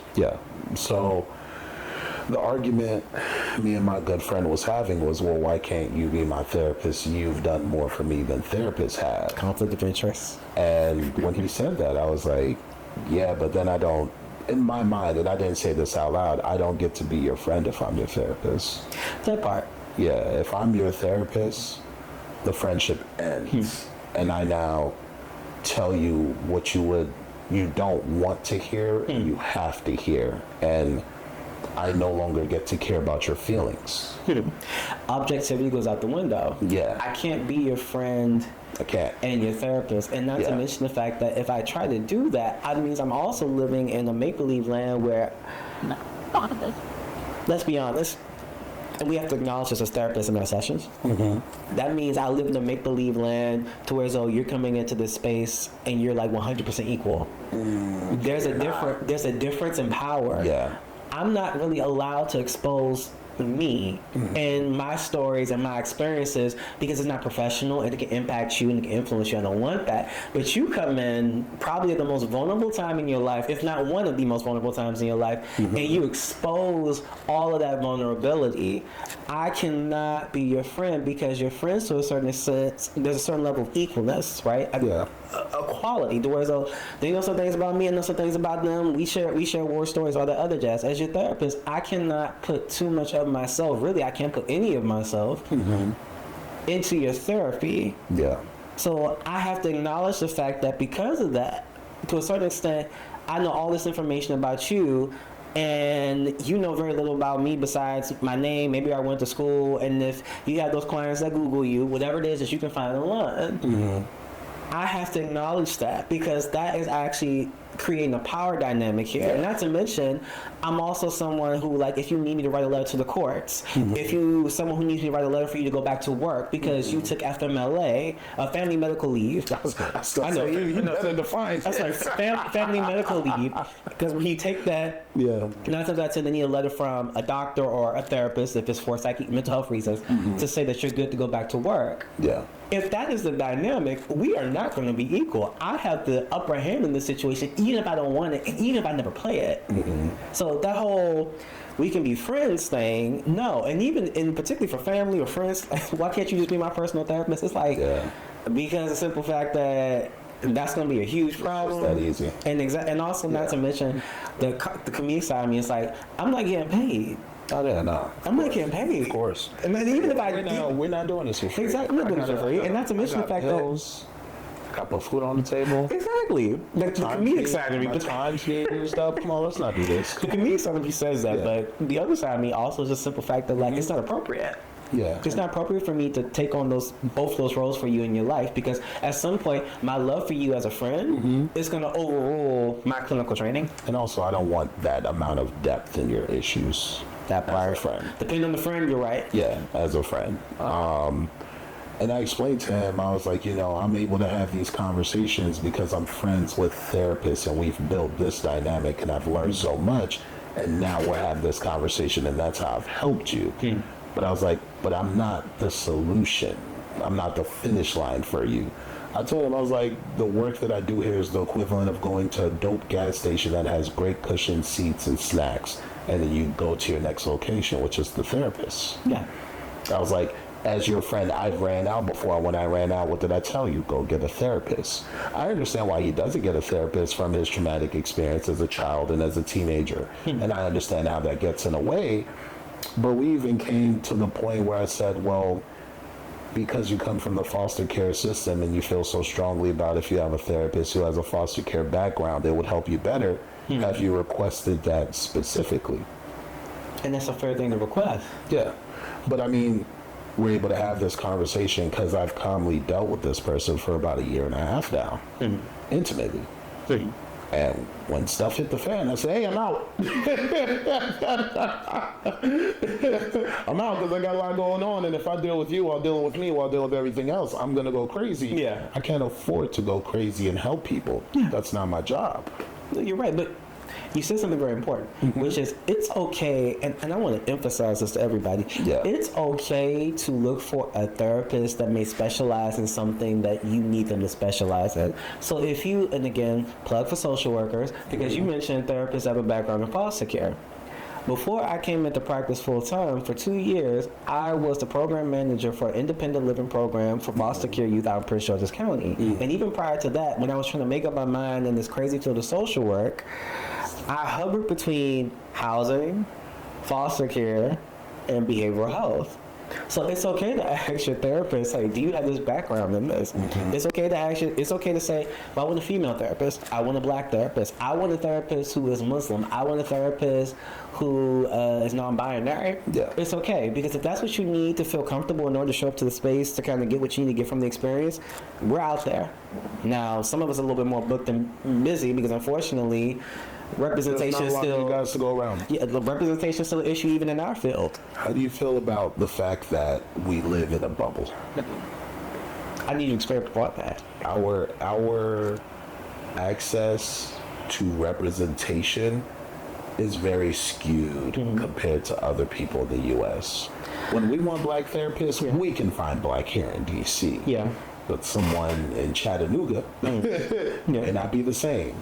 Someone in Alabama, depending on the part, may not be the same. Somebody in Texas may not be the same. So I think there's a sensitivity that I've been working on lately to realizing that advice that I give may not be the same across the U.S. because I'm in D.C., so I get to have representation and I get to present representation. But what someone has access to, because, you know, since coming out of the pandemic, it's very much you can only get therapy and help for those within your state. It's not the same. Agree. So I'm going to say this not in a jaded way or not in a way of like, oh, it is what it is. I'm going to say it from a very truthful space. Yeah. At Taylor's oldest time in the United States, Yeah. we've always, if you are a person of color, and particularly I'll focus on black people, we've always been underrepresented in a lot of areas. Yeah. And overrepresented in other areas. And not just black. But that's true. All the other groups too. It's not This just is black. true. You're right. When it You're comes right. to therapy and mental health, it's not just black. You're right. Yeah. Because, and well, I'll speak from the mental health field, but also because if you are the minority group, you didn't necessarily have the luxury of access to mental health. This was a field that was predominantly in its early aughts and in its formation was dominated by white males. And that was the focus of treatment. Yeah. So it's nothing surprising to see that when it comes to our field, black people, we only make up 3% of mental health practitioners. And if you're a black male, you're barely cracking 1%. Yeah. So it doesn't surprise me because it speaks to, again, systems that we've had in place to where we've disenfranchised people, right? So, for instance, not even just talking about in the context of race, but also sex. Traditionally, even though mental health predominantly was a male field, fast forward to about the 60s and 70s when women started coming more into the field of behavioral health, it became very female driven, which wasn't a bad thing. But then we did what we always do. When women dominate the field, we feminized that field, as in like, well, that's a woman's job. Teaching is a woman's job. Social work is a woman's job. Care is a woman's job. So whereas like you fast forward now to 2024, it's a case of you look at certain fields and it's like, where are the men? And it's a case of, well, we never steered, I won't say never, we didn't really steer men in that particular direction. It's kind of a case of you just found it. Or maybe you were fortunate enough to where someone modeled it and you're like, oh, I want to do it. So that's the reason why in our field, depending on who you are, what you're looking for, it's a situation where you can't find it because people have been left out. Or we've had these BS ideas of like, well, only women can do this, only straight people can do this, only white people can do this. And then you find yourself in a place where a pandemic occurs and we start really realizing the impact and the importance of mental health, and we're looking at a workforce where it's kind of a case of, we didn't pay attention to really kind of diversifying this field. No, we didn't. And now we are where we are. Yeah. Which is why agencies, small agencies of people of color, of women, of queer experience, they're so important. Because they're expanding that, and not just in the sense of providing the services, but also telling other people, both currently in a master's level program, but also people on college campus who may be thinking about going to this field, hey, we exist, and what we do is dope, and this is what it looks like, and this is what it can sound like, and this is how you can contribute to it. Yeah, but also understand this is what comes with it, too, if you do step into this. Oh, definitely, but also, I'm an eternal optimist, but also recognizing, and maybe it's a little bit of hubris and arrogance, recognizing that if they're not going to give you a space, we're going to create it. By hook or crook, we're going to create it. And being determined in that regard, because I also recognize, again, just experience of growing up black, you have to have a determination to create a space or forge a way. Otherwise, it's just not going to happen. I don't think all therapists are good therapists. That's a fact. Yeah, that was something that came up because he brought up in our conversation, you said no therapists have the answer, so why would I go to them? And I was like, they're the ones doing the work. They're the ones doing the research. They're the ones that their overflow falls onto my plate, and I get to learn more as they develop stuff. I was like, I'm not saying there's a damn fly in this spot. It just came. I looked up earlier, it came past my face. So I was like, I seen it. I know I just seen it 2 seconds ago, right? Yeah. And I told him, I was like, there's. When it comes to the work that we do and the people that we serve, you have to understand that if no one has the answers, at least there's a group of people that are working towards the answer. Yeah. And that's what's important. We're not here to serve up the answer on a silver platter because it might be different for each person that we're dealing with. And I say we because I advocate for you guys and my work connects with people, and people tell me a lot. They tell me too much, but that's not the point, right? It comes down to, is there a willingness to care for the person when you're no longer on the clock? And I don't think that's fair to every clinician. Like, I think it's good that there's people when they go to work, they clock out and that's it. And they clock back in, they're in it. Yeah. But when you come to this field, especially as a man, you have to understand you're a rarity. And inherently, there's an additional responsibility that you may have as somebody in this field. So when it comes to folks like him that need help and that don't believe in the system, that's when I was like, look, it's fine to not believe in the system, but you need to understand there's people in the system that are working hard to help people like you. Unfortunately, though, you're going to have to go through the dating game, which is kind of expensive. So if you have the funds for it, it's fine. And if not, figure out what you can do on your own in the meantime and reach out to other people to build relationships with them until you get there. No, agreed. Take your time. Just take your time. Because you said it was something very powerful, and I want to emphasize this. Therapy, even as therapists, we really don't have the answers. That's so subjective in this space in the work that we do. Most people don't have the answers for the things that they're hired for. Exactly. Everybody's working towards the answer. Exactly. So it's a case of, because for me personally, when clients, thank you so much. Like, I don't know what I would have done without you. I'm always I'm thankful, but there's also a part of me that's always like, this wasn't a me thing. I just worked with you in collaboration. Ultimately, you came to an answer that made sense to you. You would have gotten there eventually. I was just a part of the process. Exactly. I was just one of the stops that you need to make to get to where you need to get to. Because I have a certain skill set, a certain methodology to get you there. The same way, if you took a different path that was more spiritual and you met a pastor, an imam, they have a certain set to where as though... What's an imam? Imam, that's like the Muslim version of a priest. Okay, cool. You said that. I was like, educate me. Just okay. I got you. Right? So you took that path. There are certain set of skills that made sense and resonated with you to get the answers you need to get. Right?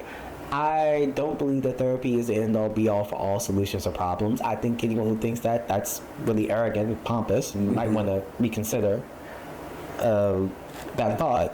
And the profession. Yeah. Because I feel like to come in this profession, there has to be a huge level of empathy and humility. And I don't go into any session thinking I have the answers. I can go into session, I may have some tools. I know I can go into session, I can actively listen, I can help you process, I can help reframe a lot of things, but I don't ever go into a session thinking I have the answer. I go in a session that I know you have the answers and I can help you explore them. Or if you don't have the answers, I know we can work together, we can figure something out. And that has to be the way that you address every single client, every single case. Because you never know what it is you're going to get when you go in there. Even if you read through their intake, you still don't know what's going to get. There's always a layer of things that you just haven't peeled back because you don't know this person. And even from the rip, you don't even know this person will respond to you. You can be extremely professional, but they could just be like, there's just something about your delivery that doesn't work. This doesn't work for me. I think I need a different therapist. So you have to go in there with a high level of humility and kind of realize that you can do the best that you can, that you don't have the answers, but you can work them to figure it out. 2 more things. Yes. Then we're going to wrap it up. and then we do the intro after. I do the intro after the interview. Yeah, it's just, it's way more beautiful. I don't like people having to think about who they are. After talking about who you've been and the work that you've done, it's much easier to just define it later. Like, oh, okay, no, I am that. I'm that nigga. But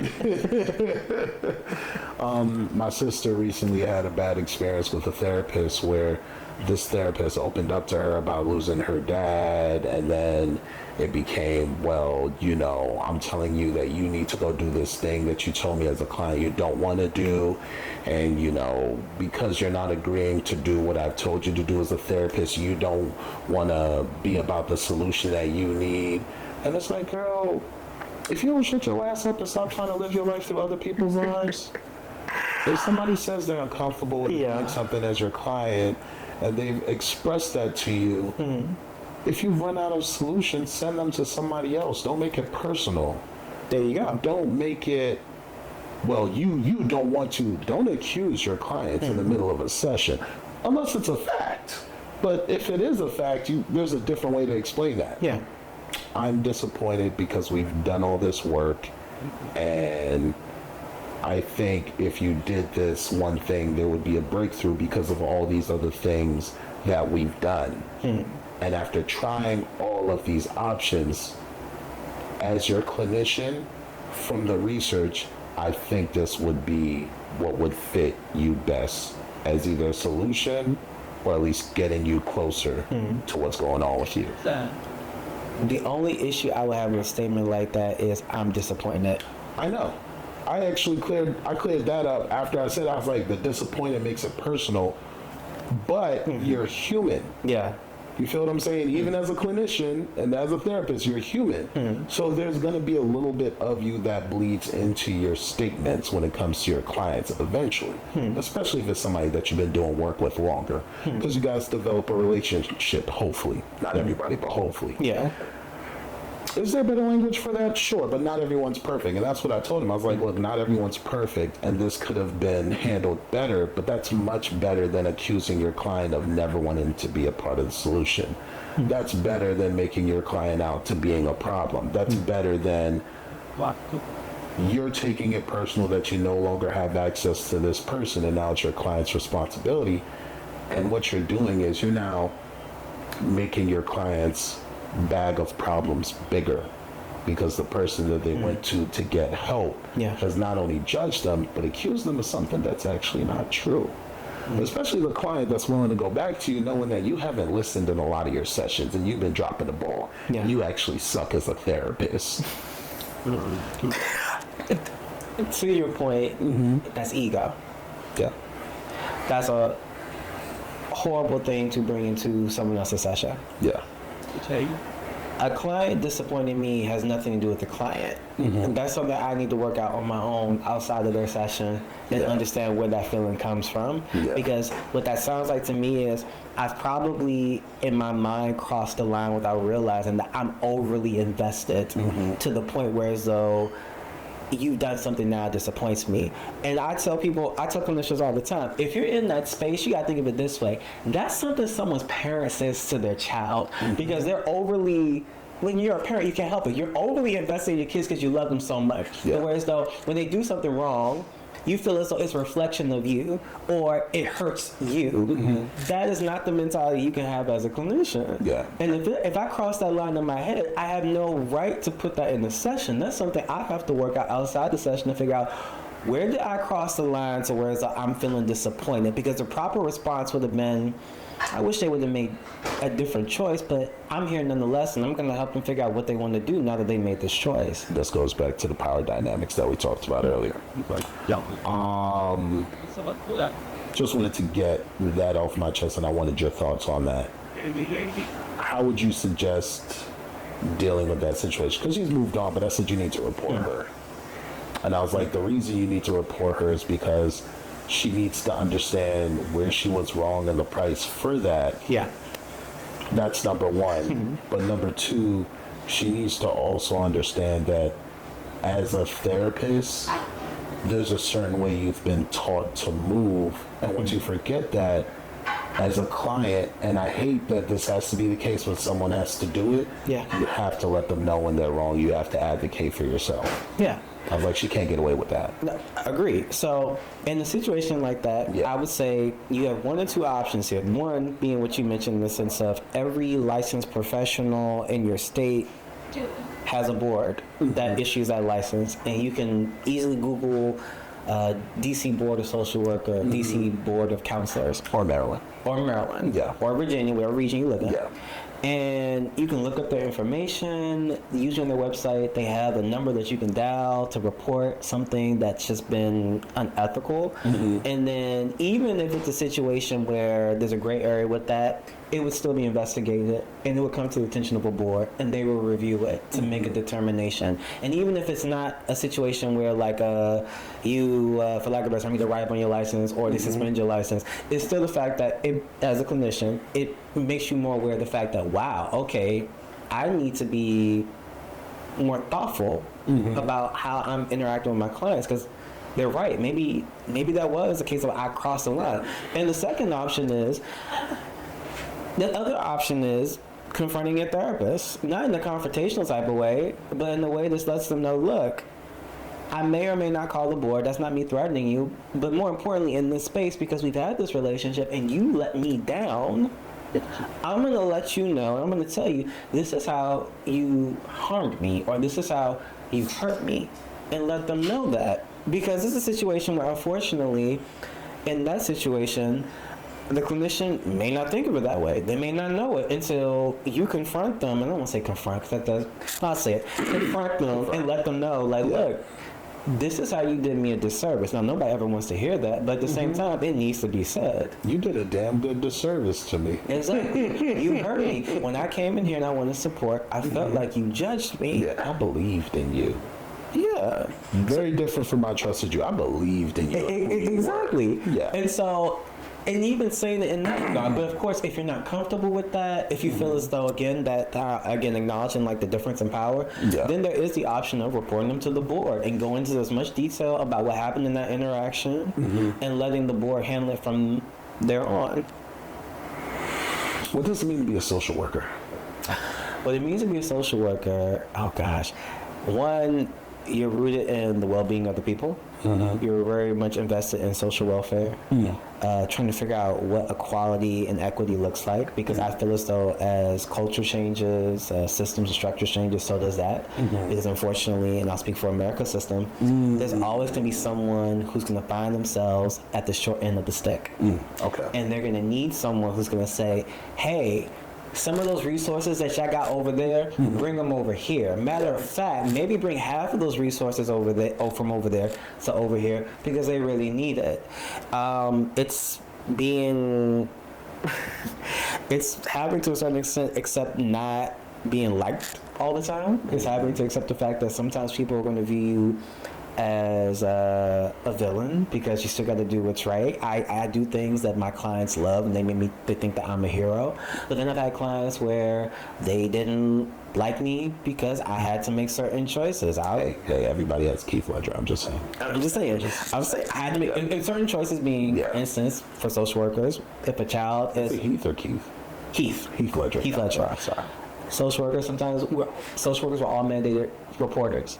So if we see something that happens with a child that looks like it's harmful, even if we don't think like, oh, you meant to hit them in the face or you meant to bruise them, I still have a responsibility by law to make the phone call, not even accusing you, but saying what it is that I saw, what the child said, and having them to investigate to determine whether or not it's actually something that needs to be investigated in regards to safety concerns. So sometimes you have to do that and not be liked for it, but also recognize the fact that even though I'm not liked for it and even though I didn't want to do it, I can live with you hating me if I know your child's safe. Yeah. So it's having to accept that you're going to play these different roles, and to a certain extent recognize you're not going to like all of them, but still be comfortable enough to do them. Being a social worker is really always asking yourself, am I doing right? Am I doing right by the people that I'm servicing? And if I'm doing wrong, what does it mean to fix wrong? What does it mean to hold yourself accountable? What does it mean to allow the people that you service to hold you accountable, and take that criticism and not internalize it as if you're inferior, but kind of figure out how do I make myself better? What does it mean to take a system to task? What does it mean to advocate to a mayor, a council, an institution, and say, y'all don't see this because you guys aren't out here doing the services, but this is what's going on. What are y'all going to do about it? Or my personal favorite for DC, you guys have this particular model that may work in like a bigger city, but it's not going to necessarily work here because DC's a little bit smaller. So going to those spaces and really kind of being the pain in the butt, but also realizing that you're going to those spaces to be the pain in the butt because people need support and they need results. And sometimes you're just the person that has to be the catalyst to make it happen.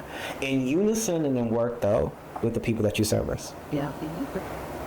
How do you feel about the concept of what social work was and what it's become now? I feel as though what social work was well-intentioned, well-to-do, because even look at the history of social work with Josephine Hull, well-to-do rich people, particularly white women, who wanted to help impoverished family and children.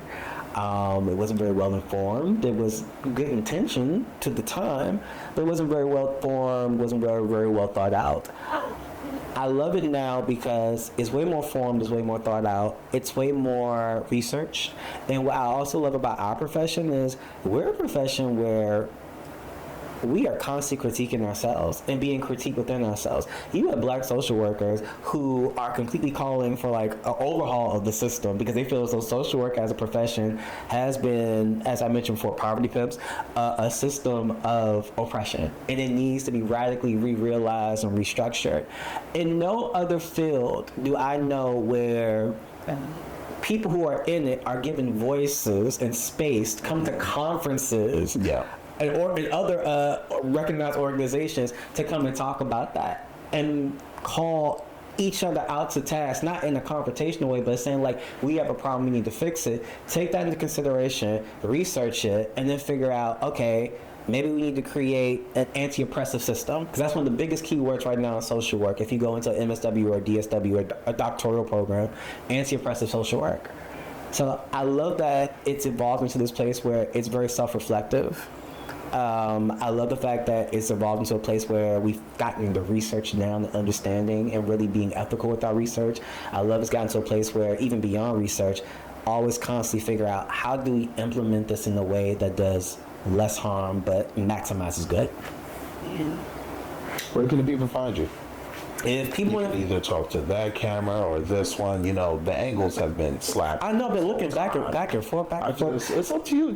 Choose one. You know, it's you. You know. Okay, well, if you're looking for me online, you can check out our website, which is www.foresttherapeutics.org.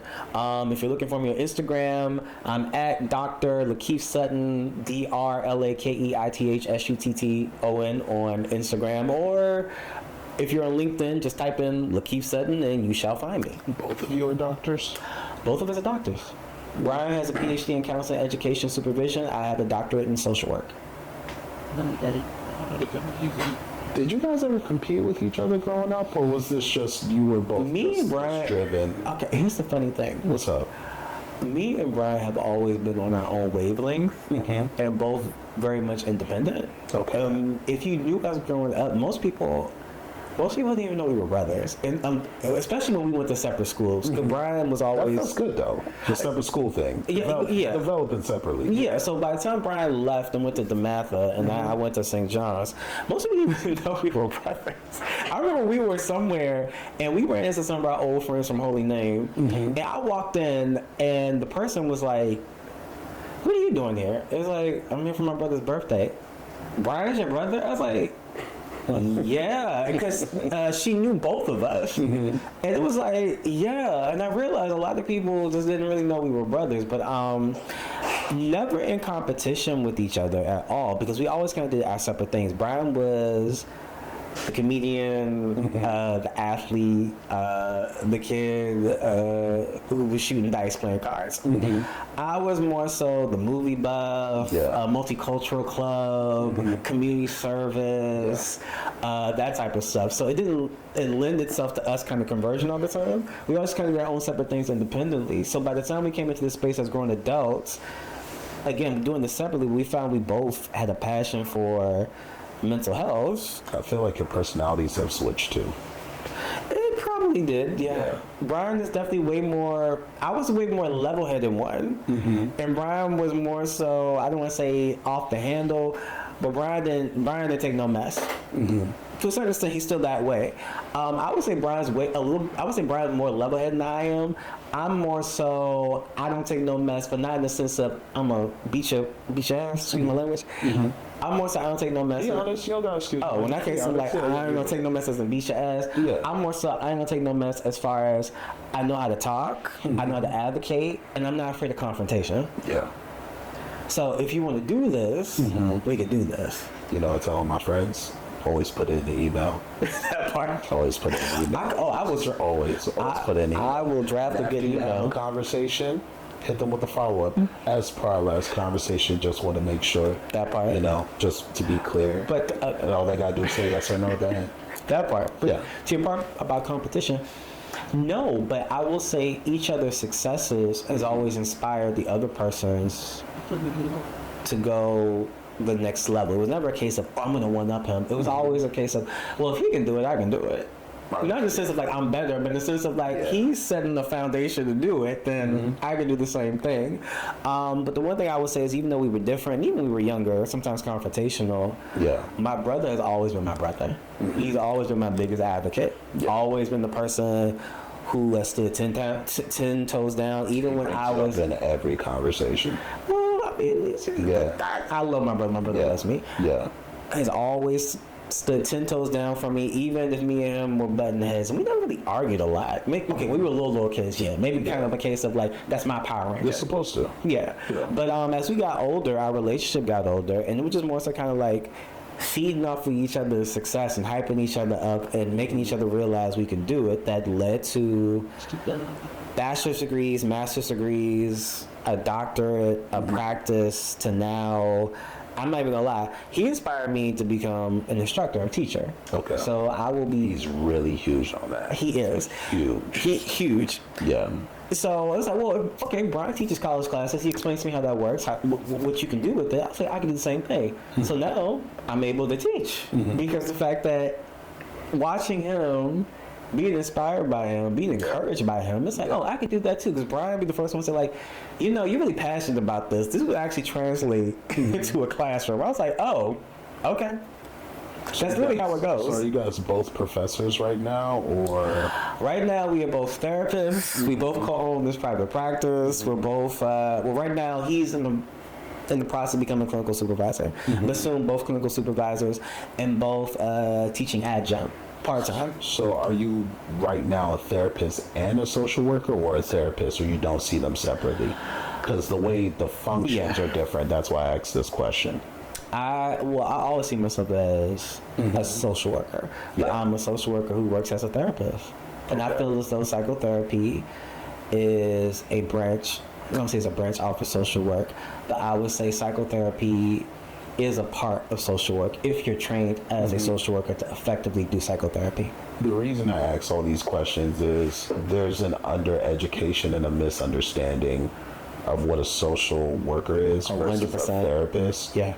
And I think as much as for you guys start as general, it's very important to make that distinction for the public so the public better understands when they ask for something or they reach out to someone, here's what the expectation of that position or service is, which is lost quite often. Because, like, I think it's so sad when people waste their time trying to find help and they've been chasing the wrong thing.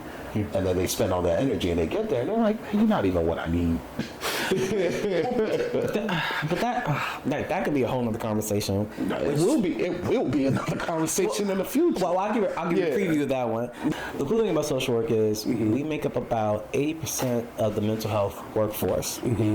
And that more so came from a space of, as we do now, excuse me, but more so then, we had a shortage of therapists. Not everybody was going to school to become a psychologist, a psychiatrist, or even a counselor for that matter, even though counseling was more so a fairly new kid in the block in the behavioral health field, that when it came down to like, okay, so who's going to be a part of this mental health workforce, it fell on social workers. So the funny thing is, most people, when they come into contact with a therapist, it's going to be a social worker. Because psychiatry, again, that's a medical doctor. And we all know medical school, not everybody gets accepted into it, and it's very difficult. Yeah. Psychology, I will say this, and I have mad respect for psychologists. Psychology is a very specialized type of program. Like, from the rip, you have to get a doctorate in order to really effectively and logistically practice psychology. And it's so specialized because the fact that psychologists, they do a lot of what we call like the neuro testing, right? So they're the ones that when your child is getting an IEP in school, individual education plan in school, they're the ones who do the test that can really break down where, how, and why your child is thinking the way they're thinking and where the deficits may be, and pull that together and explain to you how their brain is functioning. Have you guys ever thought about doing work with pediatricians? We have thought about doing with pediatricians, nurse practitioners, psychiatrists. It's just a case of, one, networking, which isn't that difficult, but not all pediatricians, psychiatrists, psychologists like to come out. I have a black pediatrician who, she's from various places. She's doing work with me now. Okay. And I think she's someone that would be a great fit for you guys to do work with. Awesome. But Yeah. feel free to put us in touch. I got you. We may do a sit down, everybody catch up. You know, I like being big on the networking side. I actually enjoy being antisocial. I love not talking to people. It's like my one of my favorite things to do. But Yeah. when I'm in this on the networking side and like getting people to know people to see what we're doing and where do we fit and who has what going on, I think it's very important to build your net where you actually check the knots and say, hey, that person does this, so something in that range comes up, you should reach out to them. You should always reach out to them. Agree. Just to give people the opportunity to see what else can we build. Because right now, she's building a platform that's focused on boys and men and vulnerability. And like, when I see stuff like that, I'm like, hey, we need to get the right people in contact with her.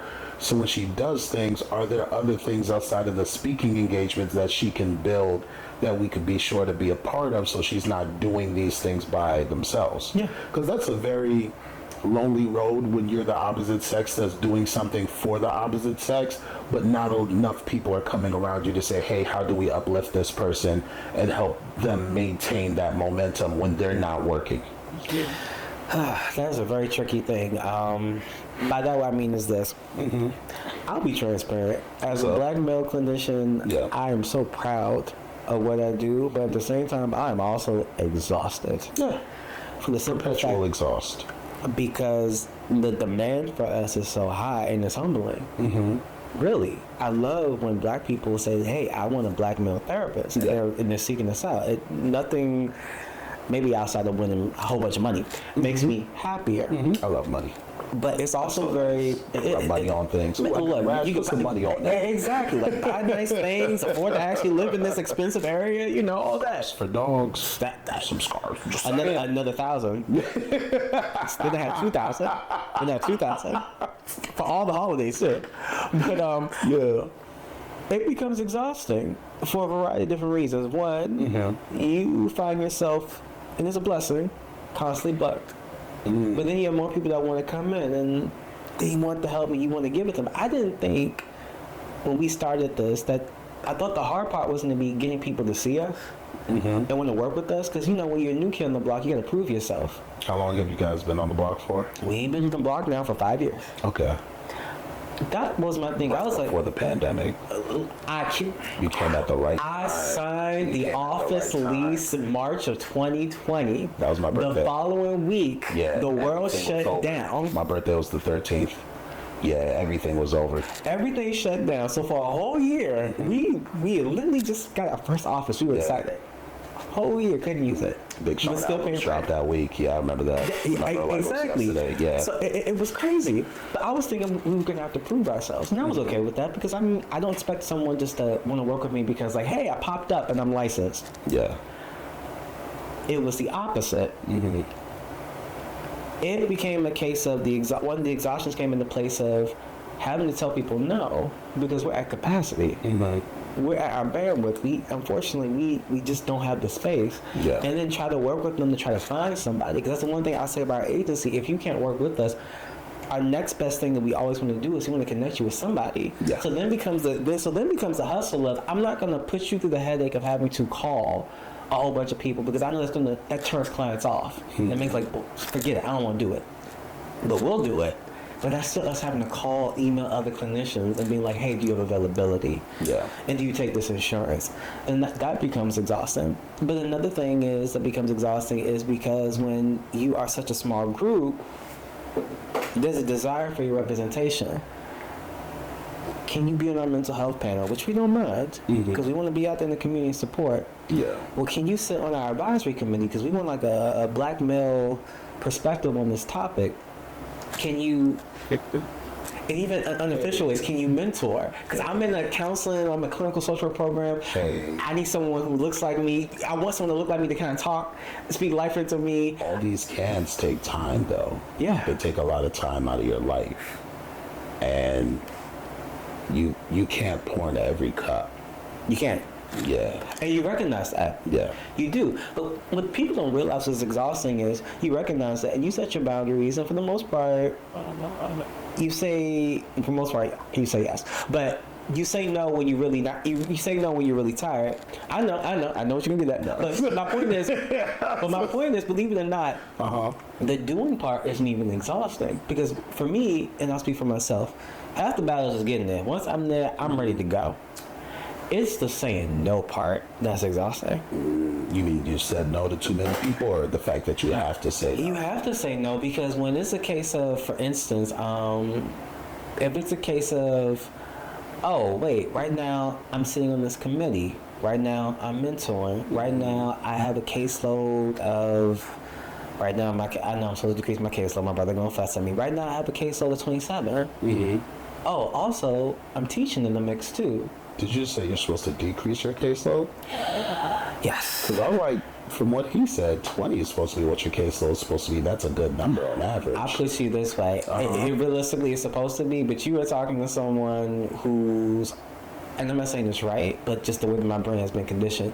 You were talking to someone that the moment he stepped into not even mental health, social work and period, it was nothing to have a caseload of like 25 people.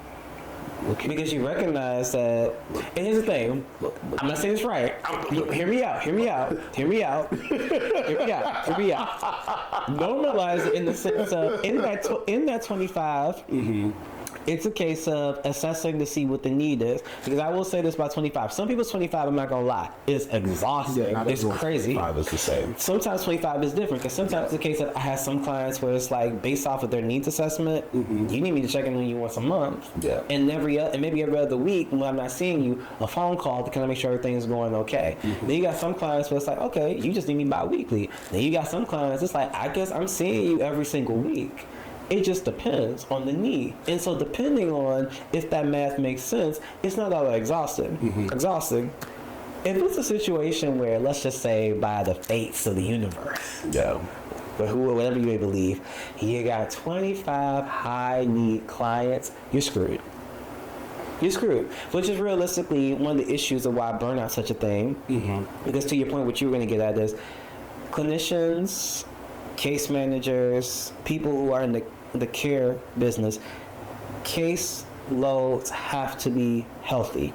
And by healthy, I mean manageable. And to Brian's point, 20 is manageable to where so you're able to breathe, you're able to do your notes, you're able to kind of really sit down and really kind of think about those cases and process what's going on and figure out what needs to happen next. Versus if you have 25 high needs, you're just more so kind of in a place where you're forced to just kind of make sure, can I just get everybody to a place where they're just stable and safe? Also, The life you live pours into your work. That part. Having time for the dogs, having conversations with family, having conversations with loved ones, people you may be interested in, or maybe even just being a little geek and checking in to see what's going on with DC and Marvel, that pours into your work. Yeah. Because that refreshing perspective, that rolls over into the next hard conversation you have to have with your client. Yeah. Even the easy conversations, being able to enjoy the easy conversation with your client too. To your point, you're right. You have to be intentional in this field to create a balance. And one of the ways that the balance occurs is that you have no control what happens in your client's life. And you have no control what's going to happen every week. And you have no control what's going to happen when they walk through that door or when they log in from their computer.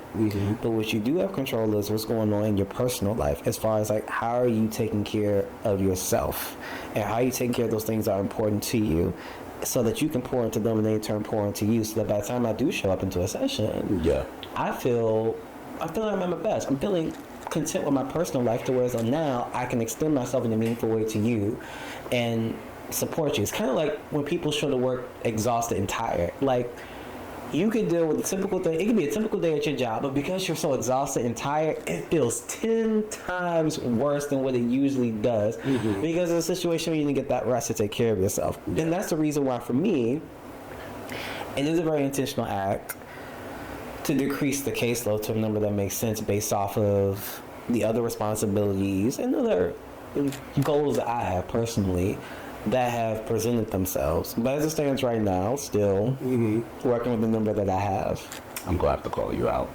Feel free. Later in life, not right now. You're amazing. You're everything your brother said you were and more. So that's really fun for me. I'm okay. Okay, deflective. Doesn't even take the damn compliments. I've never been able to say compliments. Really? I'm working on that with my therapist. I'm working on getting a therapist. You should. They're awesome. Duh. You should. They're great. So, you said where the people can find you. We talked about the value of social work, your views on social work. All right, well, this has been another episode of Mental Health Monday. Appreciate everybody for pulling up today. Like, share, subscribe. It's your boy Juice Jones Crates. You know what it is. Here with my boy Lakeith. You've done a great job. Thank you so much for having me. You, man. I appreciate you. Yeah, wow. Wow. The jokes, the statements, the comments, wow.